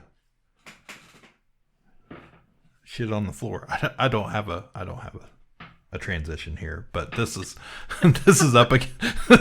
I was on the edge of my seat. Yeah, it's like, wow, you really did match these up. Yeah. No, this is up against Alf. No, what are you doing? Oh my! This is one of the first ones I watched. Oh no, I'm sorry. No. We're still on Fresh off the boat. So. Oh yeah, it was Fresh Off the Boat. Yeah, I'll cut that part out. That's another immigrant story. Alf is another immigrant. Yes, it is. So, different guy. Ka-Pow, the pop culture podcast, is intended for entertainment and information purposes only.